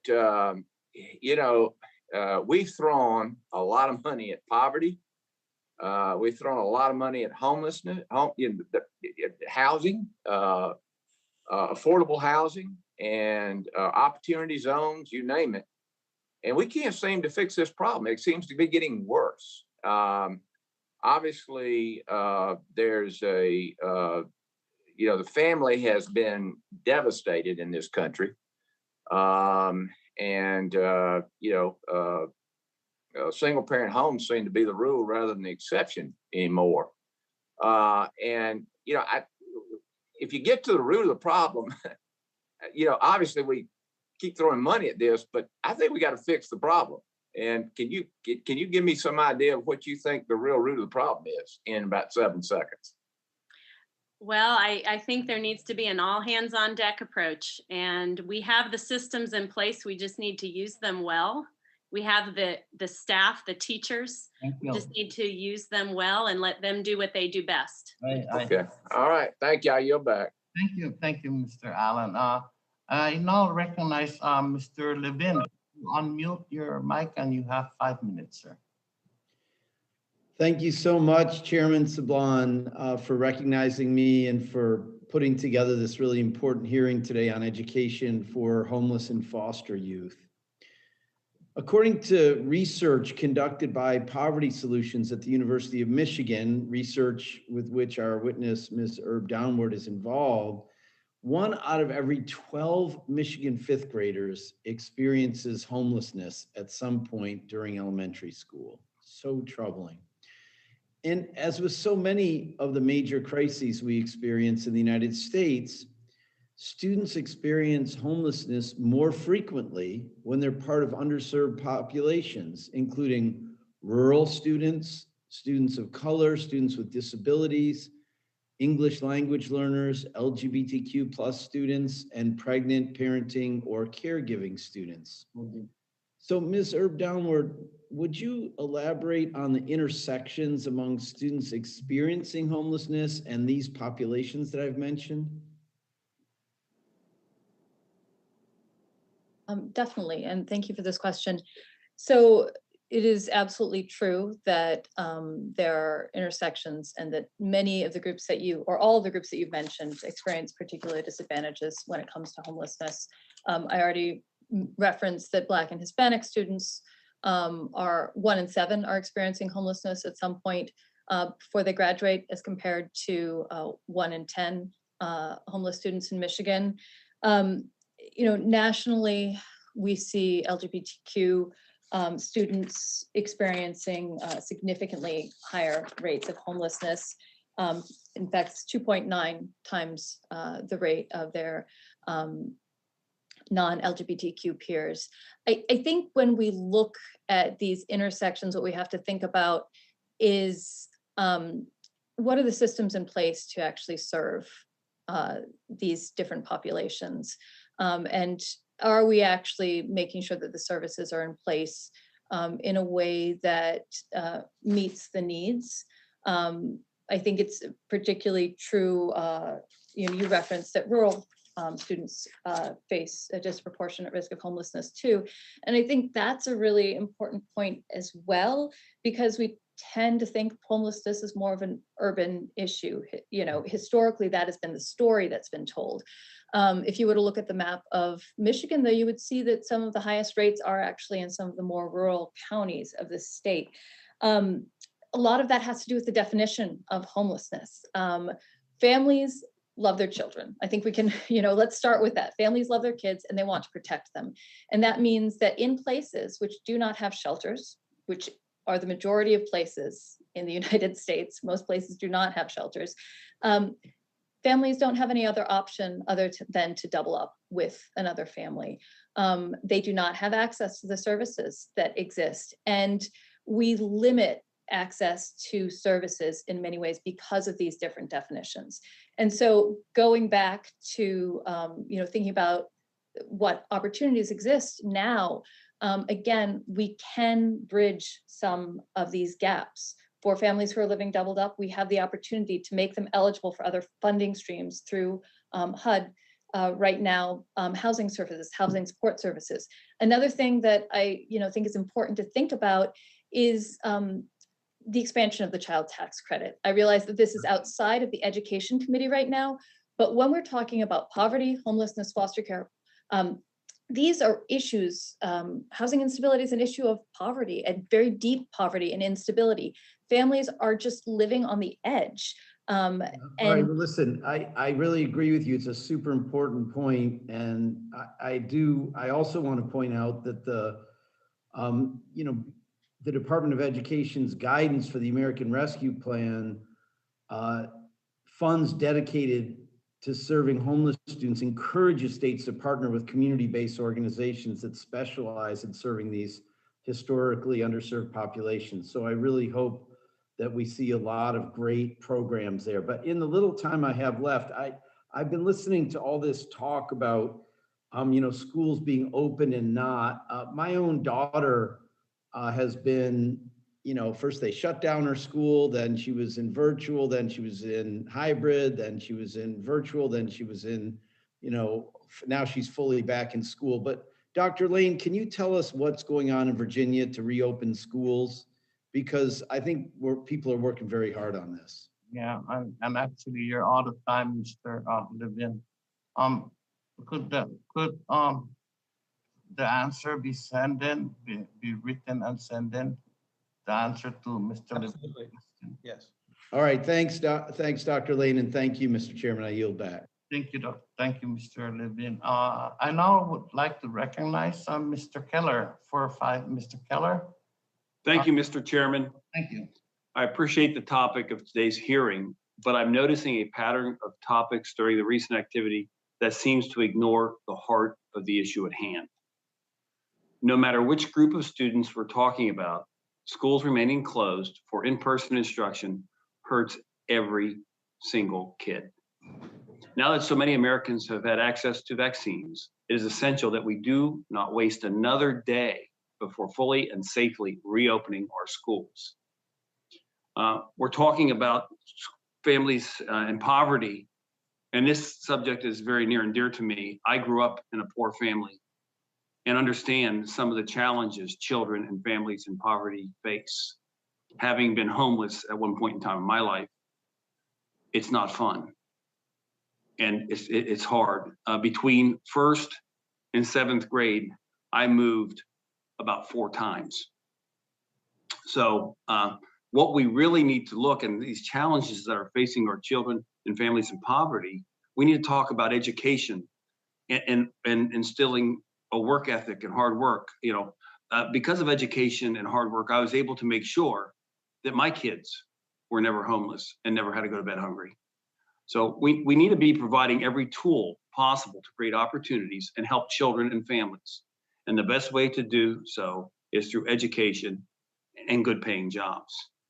So Ms. Davis, thank you for being here today and for sharing with us the challenges of COVID-19 and what it's presented foster parents and families with. The idea of any child not having enough to eat or a roof over their head is unconscionable. Thank you for the great work you have done in your community to provide homes for students who need them. Can you say more about what challenges will remain for foster families in the aftermath of the pandemic? Yes, thank you. I think we will be playing a lot of catch up. I think we will be trying to mitigate a lot of damage. Arlington has a wonderful human services department, and they are very hands-on with their foster parents. But even they have had kind of their hands tied because everything's been closed. I think when things reopen, I loved hearing what Ms. Linderkotz said about offering surveys and reevaluating what's working, what's not working, and making changes. And I think that will have to happen. I can tell you that foster families have always wanted to do the hard work. And now there's just going to be a lot more hard work to do just to get kids in a safe place. I think we have a mental health crisis that we're going to have to deal with in children. We haven't even talked about the dangers of screen time and kids being left with devices, unattended, and the amount of time we have our children on screens as a result of this crisis, and the impact of that. Social media can destroy children. And we have to, as foster parents and as educators, have to mitigate that damage for sure. So I think we've got a lot of fixing to do. I believe that we have great systems already in place to do that. We just need to do the hard work of helping children. Okay. What would be your advice to governments, school districts, local education authorities, school administrators, teachers, and others about how to ensure that schools remain open and ensure that we don't need to make up any additional lost time once schools are open fully and operational again?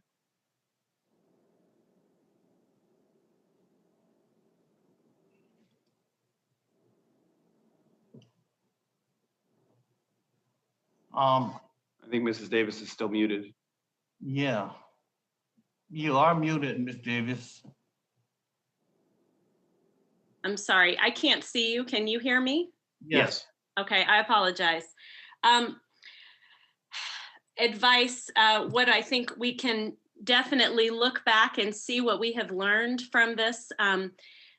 I think we need to reopen much more quickly if this ever, Lord willing, does not happen again, but if it ever does, looking at the critical nature of FaceTime, and again, not the app, but one-to-one personal communication with children, the critical nature of giving families accurate information, not fear-mongering, not being living in fear. Thank you.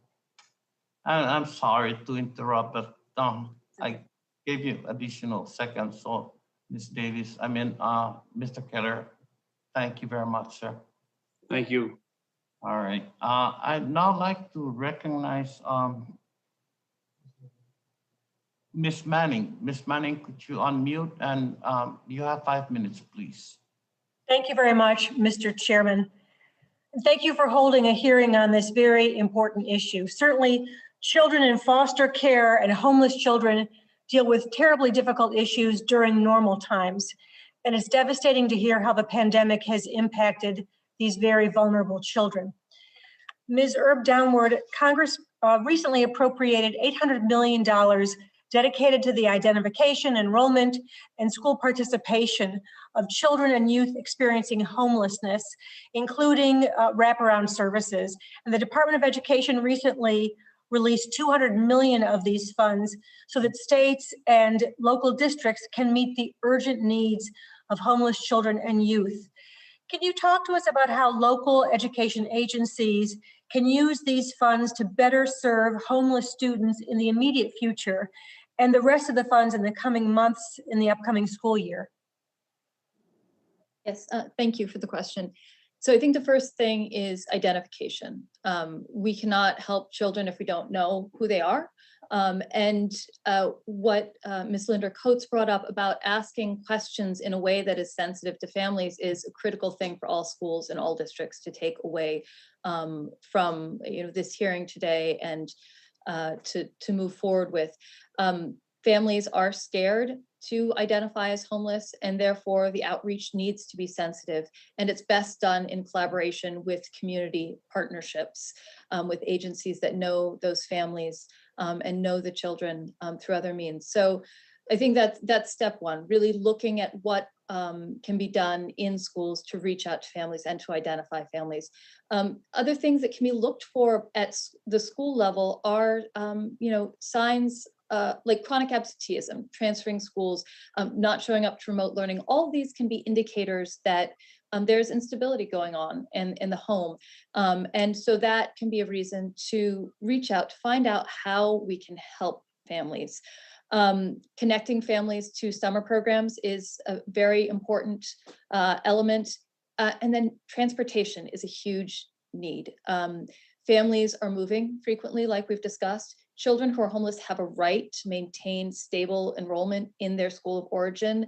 When that does not happen, we see negative outcomes. If a smooth transition can be made, that is much better. But if we can keep that child in the school of origin and provide transportation supports, that is huge. The last thing I'll say, and then I will turn it back over, is making sure families are connected to other programs. For example, homeless families are at risk of not having ever had to file their taxes. If they don't file their taxes, they're not going to be receiving the child tax credit. This child tax credit is estimated to reduce child poverty by 40 or 45% nationally. We are talking about issues of poverty. If we could reduce child poverty in this country by 45%, we would not be having the same conversation about homelessness and foster care. So really connecting families to those other supports is critical. Thank you. Thanks very much. Mrs. Linderkotz, Head Start's two-generation approach is a uniquely strong model in the education system, and understanding that children's success is dependent on their parents, Head Start invests in parents as well as kids to ensure the entire family is supported. Can you tell us how Head Start's two-generation model supports these problems, and what role do family service workers play in your Head Start program? Sure, thank you for that. So, speaking of the two-generational model, we initially had a requirement that families volunteer, right, in the program so that they could see the benefit of the program. And we have been encouraging families, of course, to obtain employment, become self-sufficient, specifically for families who are experiencing homelessness. One of our initial processes that we undertake with families when they come into our program, enroll in our program, is establishing a family partnership agreement. And that family partnership agreement between our family service workers and our parents is really to help families think through what supports they may need in order to be successful in terms of moving towards self-sufficiency. Sometimes that includes completing their high school diploma. Sometimes it includes going back to school and finishing a degree. Sometimes it's about obtaining new skills so that they can be more employable in a different marketplace. So for us, that is the cornerstone or the bedrock of our intake process, is really figuring out how parents believe we can help them. Thank you very much. Thank you. And I yield back. Thank you, Mrs. Now, I'd now like to recognize, she's been here the whole time, very patient, Ms. Miller. Ms. Miller, please unmute. You have 5 minutes. Thank you, Mr. Chairman. And I want to thank the witnesses and my colleagues for entering into this essential civil discourse on this important topic. I also want to address Ms. Hayes' comment that the teachers' unions have been constantly berated by us. That is definitely not my intent, and I don't believe it is the intent of my colleagues, but I do want to say that you are the teachers, the schools are the only essential workers that are not back to work. And so in light of that fact, yes, we have been critical. And I would tell my children when they were growing up, if the shoe fits, you need to wear it. On March 5th, I joined 58 of my colleagues on a letter to the CDC Director, Dr. Walensky, to share concerns about the stringent school reopening guidelines that agency had issued that did not seem to follow the science. I was concerned that so many schools remained closed when we had so much evidence that shows schools could be safely reopened, and a lot of them did, including the school in my community. Well, it turns out the CDC and Biden administration officials have been consulting with teacher unions about school reopening guidance, the same teacher unions that lobbied to keep our schools closed all year. On May 10th, I joined a letter with Representative Bob Good, Ranking Member Virginia Fox, and several other colleagues from this committee asking for an investigation into whether the CDC school reopening guidance was politically influenced by teacher unions. This is a very serious concern, and I'm eager to receive a response. What has gone on this year with school closures has been shameful, and it has disproportionately harmed the most vulnerable children in our society, as we have heard from the witness. And I want to give Ms. Davis a chance to share with us a little bit more. I do also want to say that my sister is one of the noble people that have pursued a career in education. She's a special ed instructor with a specialty in reading. And she was so grieved about schools being open that she petitioned her urban school to allow her to return to school because she's a special ed instructor. She and several other special ed instructors were allowed to go back. They have had in school, in-person instruction all year. And, but anyway, so my question for Ms. Davis, can you share more with the committee why you believe the Arlington County resisted calls from parents to reopen schools and to try to find a way, especially to serve what I would call the extra vulnerable population? Yes, I will try. Thank you. I am baffled really by why we have not opened. I hear stories from friends who are teachers about, for example, a high school student who is living with her father. She's a special needs student, and her father had to go back to work, and she has no transportation to school. And when Arlington began hybrid, they took away some of the days that they gave special education students who were the first ones to go back in January. So those special ed students went from 5 days to 2, 3, I'm not sure how many. And this student begged her teachers, emailed them, please let me come back to school. And the problem that the teachers were told was the problem was transportation. And I'm baffled when I hear things like, oh, it's a logistical nightmare. Oh, it's too hard. We can't figure out how to make it work. I just think there's a lot of excuses and a lack of creativity, and frankly, a lack of planning. Yes, Arlington is a complicated school district, but so are a lot of districts that are making it work. So I would say a lack of creativity and a lack of planning. Also, I do want to add, you brought it up. I've taught in public school, private school, and homeschool. And I agree that all-day virtual education is a very poor substitute. And I cannot imagine how the schools think, or I don't even know how they could claim that there's accountability that education is happening. What I've observed for, I have 7 children and a lot of grandchildren and a lot of experience with children and educating them. This is extremely unrealistic. Children need relationships. They're unique individuals and they need people to know who they are and to respond to them. They need variety during their school day and they need to be allowed to move. And I talked to educators and they have communicated with me that there really is no way to keep the adults that are supposed to be accountable and responsible for the education to actually make sure this is happening. And I just think it's such a shame. I think anybody that is advocating for schools to stay closed should feel ashamed. And those that think that we are berating unions should know that we are here to advocate for the students. No, I'm sorry, the time is up now. Thank you very much, Mrs. Miller. And I now like to recognize Mr. Baumann. Sir, please unmute and you have 5 minutes. Yes, thank you so much. My first question is for Dr. Lane. Dr. Lane, can you speak to how necessary trauma-informed schools are at this moment as to support not just our foster care population, but all of our students after we come out of this pandemic? Can you speak to the trauma-informed approach to education? Yes, sir.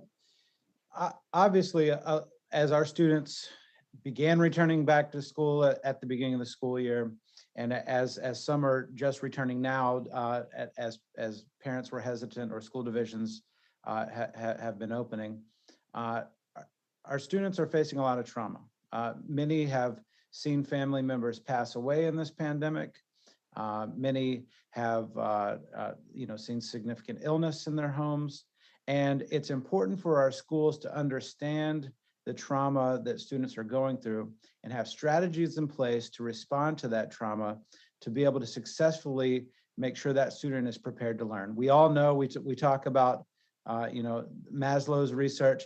Students have to feel like their safety and psychological needs are met before they can learn. And that's what trauma-informed care is about. And so we work diligently in the Commonwealth through our agency to partner with school divisions and provide resources and support to make sure that our students have the wraparound supports necessary to make them successful in our schools.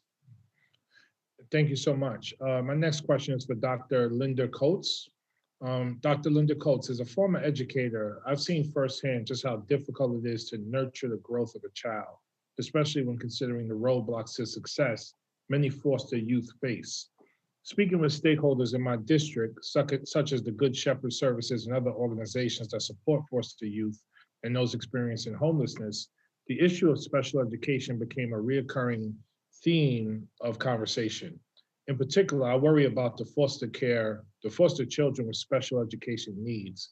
In the absence of a parent solely concerned about the well-being of their child, I worry that many foster children may fall through the cracks and fail to receive the specialized education they are legally entitled to. How can we make sure that every foster child receives the individualized education plan they have a right to? What can the federal government do to best support foster parents as they advocate to give their children the education they deserve? So good question. So the first thing is just making sure that the foster agencies are clear about what the IEPs for children who have special needs entails. And a lot of times the information that is in the IEPs that will support children and making sure that they make progress, whether it's during this pandemic or any other time, making sure that all of the stakeholders are clear about what the goals are. That for us is one of our major challenges. And so the first response that we have is making sure that our special needs coordinators who we have on staff are sitting with teachers and family members. And in the case of families who are children who are in foster care and or who are experiencing homelessness, making sure that everyone is clear about what those goals are.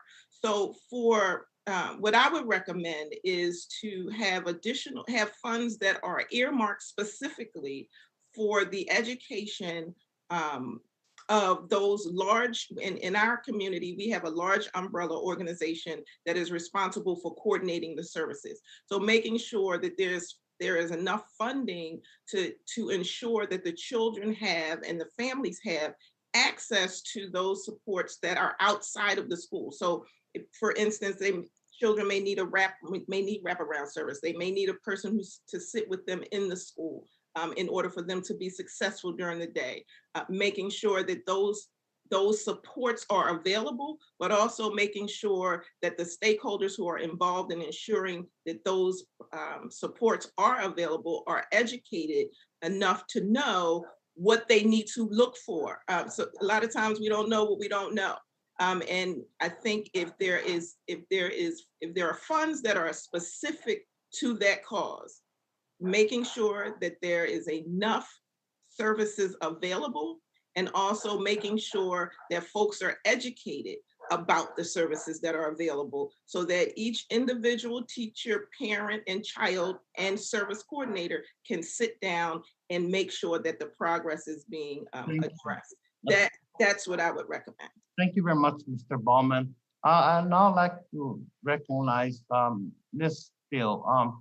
Please unmute and you have 5 minutes. Thank you very much, Chairman Sablon and Ranking Member Owens. Ms. Davis, I want to say thank you to all the witnesses coming out. Ms. Davis, thank you for sharing your testimony with the committee. Your family story is heartbreaking. Your sacrifice and dedication to the foster system is extraordinary. It is sad and unacceptable that school districts across this country turn their backs on our most vulnerable children. You brought up a major concern in your testimony. Many students and family members did not and still do not have access to community support. Many of these families are already facing significant obstacles. Why is having access to in-person learning worth the risk that exists? That's a great question. As I have said before, FaceTime is important. Interpersonal communication is critical. Knowing your students well, and I have to say that the teachers that I come in contact with really are trying hard, but you just cannot use what was supposed to be a stopgap measure, which is an iPad and some Wi-Fi, as the normal way to now teach reading or to teach high-level math. It just doesn't work. And if students are able to come back to the classroom, then teachers can use all the tools in their toolbox and not be limited to just those on a screen. And one example, Ms. Steele, is when you are teaching reading, you are teaching phonemic awareness, which involves you to look at a child's mouth and to see that they are forming the sounds and the letter sounds correctly. And that's very hard to do on a screen. You also engage children in several hands-on activities when you're teaching reading that go over phonics instruction and phonemic awareness and fluency, and you cannot do that on a screen. And it works so much better when you're doing that in person and when you are in small groups and engaging in activities and learning centers. And teachers know that. And so it's, I'm sure, very frustrating. I know very frustrating for the teachers that I've talked to that they can't deliver their best instruction because administration and those who are not in the classroom are dictating, wait, see, let's wait till everything blows over, let's wait till next year. That is one of the most egregious to me, is let's wait till next year, because I have kids in my care and my own children and the others who need services today. They need to learn to read, write, and problem solve today. And to be told, oh, we're going to wait and we'll be our best in August, that's not okay. That's a lot of time, and vulnerable children do not have that time. Yeah, not just vulnerable children, but all the students, because I saw the assessment test result came out, and what a difference between those schools been open since last September and those schools been closed since last year. I mean, we already damaged enough children here, and I think it's time to open up. And we're gonna make sure that kids are really looking at that, they are going into the classroom and they're gonna learn. And they're not just learning knowledge, but they're learning social skills and others that, more important than ever. And you know what, I really want to do that. So do you feel many families lacked the opportunity to tell their story and express their frustration about their children being left behind? Because since you are testifying today, but a lot of people don't have chance to testify that exactly what's going on with their children. You are muted. I'm sorry. Can you repeat that question? I'm sorry. So do you feel many families lack the opportunity to tell their story and express their frustrations about their children being left behind, since you are one of the witnesses and you can express yourself with your, about your children, but a lot of parents that totally agree with you, but they cannot express to anybody because it's kind of like you are knocking the wall that nobody's really listening at this point. Yes, ma'am. I think a That's- lot of families are unable to, they've tried. You can submit emails and make comments to school boards, but there is not, let's say, active listening going on in a lot of those areas. And Yeah. it is unfortunate. I mean, parents are in crisis. I hate Kids are really in crisis. I hate to interrupt, but time is up, Miss. Thank you. Thank you, Ms. Davis. Thanks, Chairman. I yield my balance time. Kamida. I now like to recognize the most junior member of the subcommittee, but actually the chairman of the full committee. That's Chairman Scott. Please unmute. You have 5 minutes. Thank you, Mr. Chairman. Dr. Lane, we've had a lot of back and forth on the opening of schools. There is no debate about the value of opening schools, and everybody knows it. The CDC has published guidelines on what it takes to safely open the schools.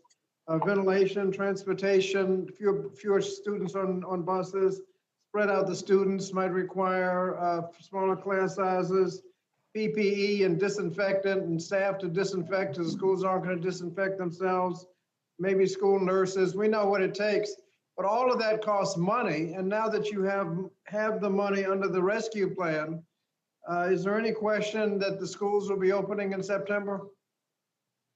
Chairman Scott, thank you for the question.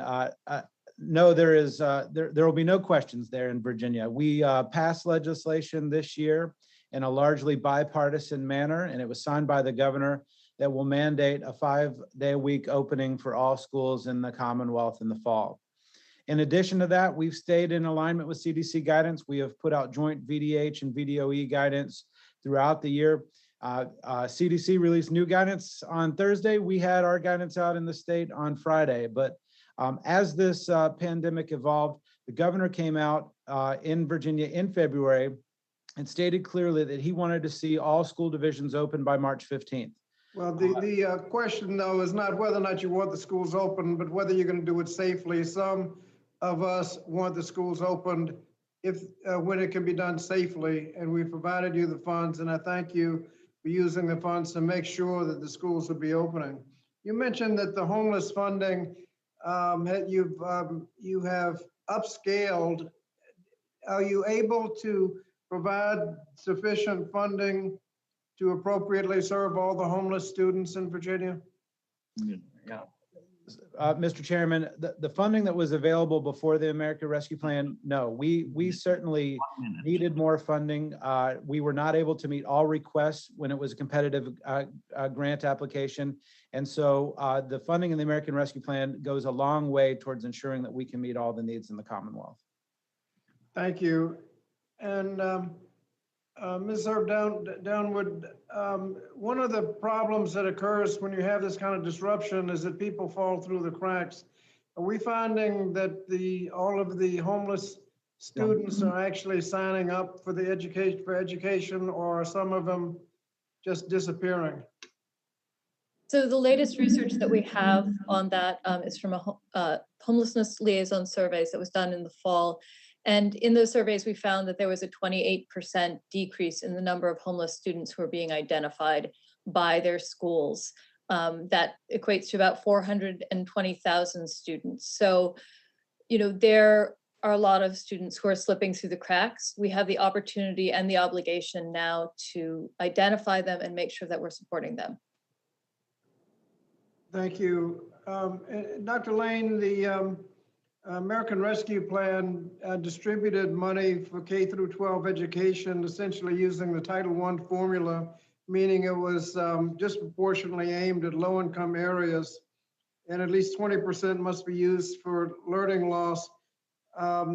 We should expect significant progress in eliminating achievement gaps what is your off, and you've got money for smaller class sizes, summer school and that kind of thing. What is your office going to do to make sure that this money is used to significantly reduce or eliminate achievement gaps? In Virginia, we formed a work group of education stakeholders that we call Virginia Learns. You can see the information that came out of that on our website. But Virginia Learns released guidance about how to think about recovering from the pandemic. It provided everything from what are the most impactful and powerful standards that are necessary for making sure that students know them to be successful, to how to spend money, to how to think about mental health. But of course, we provided significant guidance to our school divisions on the requirements under the American Rescue Plan, and of course, CARES 2 and before. In Virginia, this investment will absolutely be huge for us. The state set aside alone is nearly $210 million, of which about $105 million has to be used directly for learning loss. That is going to be a game changer. And just last week, we announced $62.7 million in CARES 2 grants to make sure that our students are being addressed with learning loss in summer this year. Well, we're going to count on you to follow through on that, and if you could keep us posted on how you're doing, we'd appreciate it. Thank you. Sir. Thank you, Mr. Chairman. Thank you very much. I now would like to ask some questions, but before I do, I would just like to, I think we tend to forget, I mean, nobody wanted this virus to come into our lives and, interrupt life. But we tend to forget the exceptional, outstanding ingenuity, the genius of scientists that were able to sequence the genome of this virus in such a short time. It took them less time to sequence the genome than they did in actually performing clinical tests. And that's some of the things we tend to forget, and we also only look at the interruption in our lives. But let me go, Ms. Erb-Downward. A school can be more than just a place where students learn. For students experiencing homelessness and students in foster care, school can be a lifeline to meeting their basic needs, including food and clothing, in addition to education. So what are some of the challenges that homeless students and students in foster care face during the pandemic, and how does the President's call to reopen schools address those challenges? So I think when we think about the challenges that homeless students face, if anyone has children, you can think about the challenges you see your children facing, and then you can magnify that by thousands. One, in terms of opening schools, the first thing the president's planned on is focus on opening schools safely. We have to open schools. That is critical. They need to be open safely. Parents, as has been mentioned, many parents are still scared to send their kids to school. So we have to figure out, how do we provide parents the supports they need to feel comfortable getting their children to school. I think the additional pieces there really are ensuring access to transportation, making sure that we are addressing food support needs, in the interim and at school. One thing that I have to go back to what Dr. Lane said, that, before the pandemic, there was not enough funding to meet the needs of homeless students. I'd like to give the example of Detroit, where I work. They have done incredible things to improve their identification system. But, initially they had identified, the Detroit public school system, which serves, 46,000 children, had identified 615 homeless students. Yeah, so just to give you perspective, 16% of students are estimated to be homeless there. So okay, I do ask, so how does allowing schools to use funds for these purposes help students experiencing homelessness? Just as short an answer as you can. I think it provides flexibility for people to actually focus on meeting the needs of homeless students. People have different needs. All right, so in the short time I have left, Ms. Linderkotz, Congress has appropriated a total of $2 billion in supplemental funding for Head Start programs during the pandemic. So can you please tell us how your program has taken advantage of these funds, and how have those funds been used to support children experiencing homelessness or children in foster care. Yep, thank you. So as I discussed earlier, one of the primary ways we used to was really to keep children connected, and also to provide PPE for those children who were face-to-face. We really did want to make sure that we had spaces available for for families of children who wanted to continue face-to-face. And we have partnerships with our child care agency. So although our district was closed for programming, our child care partners remain open with spaces that serve our families. And we also, again, I wanted to just reiterate, we also spent money to inform the teachers and help the teachers do the best that they can in the digital space for those families who chose to remain digital. Yeah, and I have two of my youngest are actually teachers. One of them is a special ed teacher, and I did watch some of the frustrations they had, and also now both are very open to coming in and teaching summer school for their students that need to catch up, and you know, of course, that's their summer, but that they said their commitment is, and it's very important that their students catch up. So I want to thank you. Thank you very much. My time is just about up, but I'd like to, you know, I want to remind my colleagues that pursuant to committee practice, materials for submission for the hearing record must be submitted to the committee clerk within 14 days following the last day of the hearing. So by close of business on June 2nd, 2021, preferably in Microsoft Word format. The materials submitted must address the subject matter of the hearing. Only a member of the subcommittee or an invited witness may submit materials for inclusion in the hearing record. Documents are limited to 50 pages each. Documents longer than 50 pages will be incorporated into the record via an internet link that you must provide to the committee clerk within the requested time frame. But please recognize that in the future, that link may no longer work. Now, pursuant to House rules and regulations, items for the record should be submitted to the clerk electronically by emailing submissions to edandlabor.hearings@mail.house.gov. Again, edandlabor.hearings@mail.house.gov. Again, I want to thank the witnesses for their participation today. Members of the subcommittee may have some additional questions for you, and we ask the witnesses to please respond to those questions in writing. The hearing record will be held open for 14 days in order to receive those responses. I remind my colleagues that pursuant to committee practice, witness questions for the hearing record must be submitted to the majority committee staff or committee clerk within 7 days. The questions submitted must address the subject matter of the hearing. And Mr. Allen? Oh, Mr. Owens. Okay, I now like to recognize the ranking member, Mr. Owens, for his closing remarks. Please. Thank you once again, Mr. Chairman, for this hearing. And I want to also thank all the witnesses for offering their expertise today. It truly has been invaluable. I want to focus my closing on something that was said earlier in the hearing. One of our colleagues on the other side of the aisle said she was tired of the criticism of those who refused to follow the science and reopen the schools. She suggested it was unfair. Mr. Chairman, do you know what's unfair?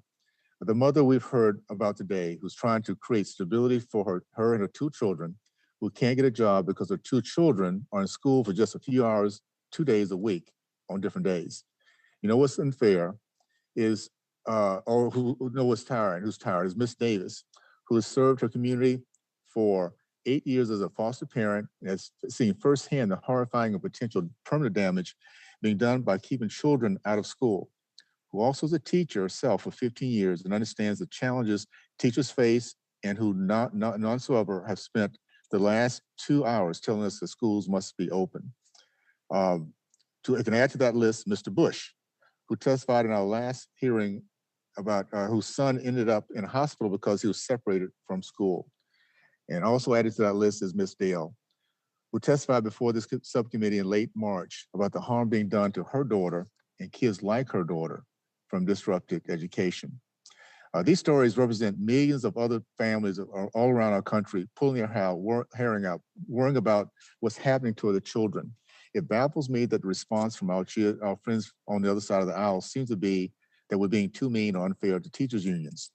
Mr. Chairman, it's our job to point out when the education system is failing our children, especially our most vulnerable children. Of course, the response from the other side of the aisle is always more money. We've heard that today. They seem to think that we can just write a big check and that everything would be taken care of. But the Congressional Budget Office said almost none of this money will play any role in reopening schools. We know that Arlington County Public Schools have financial resources to offer teachers financial incentives to teach summer school, but still can't get more than 1/3 of the children back in person. Mr. Chairman, Republicans tried to tie tens of billions of dollars in COVID aid to requirements to reopen schools. The Democrats voted no 5 times, and that's 5 times no. Mr. Chairman, thank you again for this hearing. Thank you for giving a mother a platform to speak on behalf of millions of other families who see firsthand the harm still being done to our children. But now, Mr. Chairman, let's actually listen to what those families are saying. Let's respect them enough to not dismiss their experiences. Let's worry more about them than the delicate sensibilities of our union leaders. I yield back. Thank you. Thank you, Mr. Owens. I'm going to take the high road here and just thank you again. Thank our witnesses for being with us today. We now have a greater understanding of just how many children are homeless in America, how widespread the problem is. And it happens with or without the COVID, with or without the virus. And so I think the expert testimonies gave this subcommittee a sober assessment of the harmful consequences of this homelessness and of foster care, not only for the educational development of young people, but also for the long-term well-being of our country. The research is clear. Students and children who do not have a stable housing situation, who are removed from their families, must struggle to get the education they need to live independent and fulfilling lives. And that the money that Congress has made available will help these students, these families, with their needs to live independent and fulfilling lives, to grow into good members of our society. Particularly our Black and brown children, children with disabilities, and other historically underserved groups are affected because homelessness and reliance on foster care are manifestations of a larger web of systemic inequities. Congress has made significant investments over the last year to make sure all of America's children can continue their education. And as we confirmed today, these investments have particularly made a difference in the education and lives of children who are homeless or in foster care. Particularly, this money we have made available will give us greater hope and hopefully, almost certainly, make sure that we have schools will open in September. I have to believe, no matter our political affiliations, we can all agree these investments in America's children are worth taking. And I look forward to working with all my colleagues to build on today's discussions and ensure all our children have what they need to reach their full potential. If there is no further business, without objection, the subcommittee stands adjourned. Thank you for all our witnesses again, and thank you for our members for today's insightful hearing. This hearing is adjourned.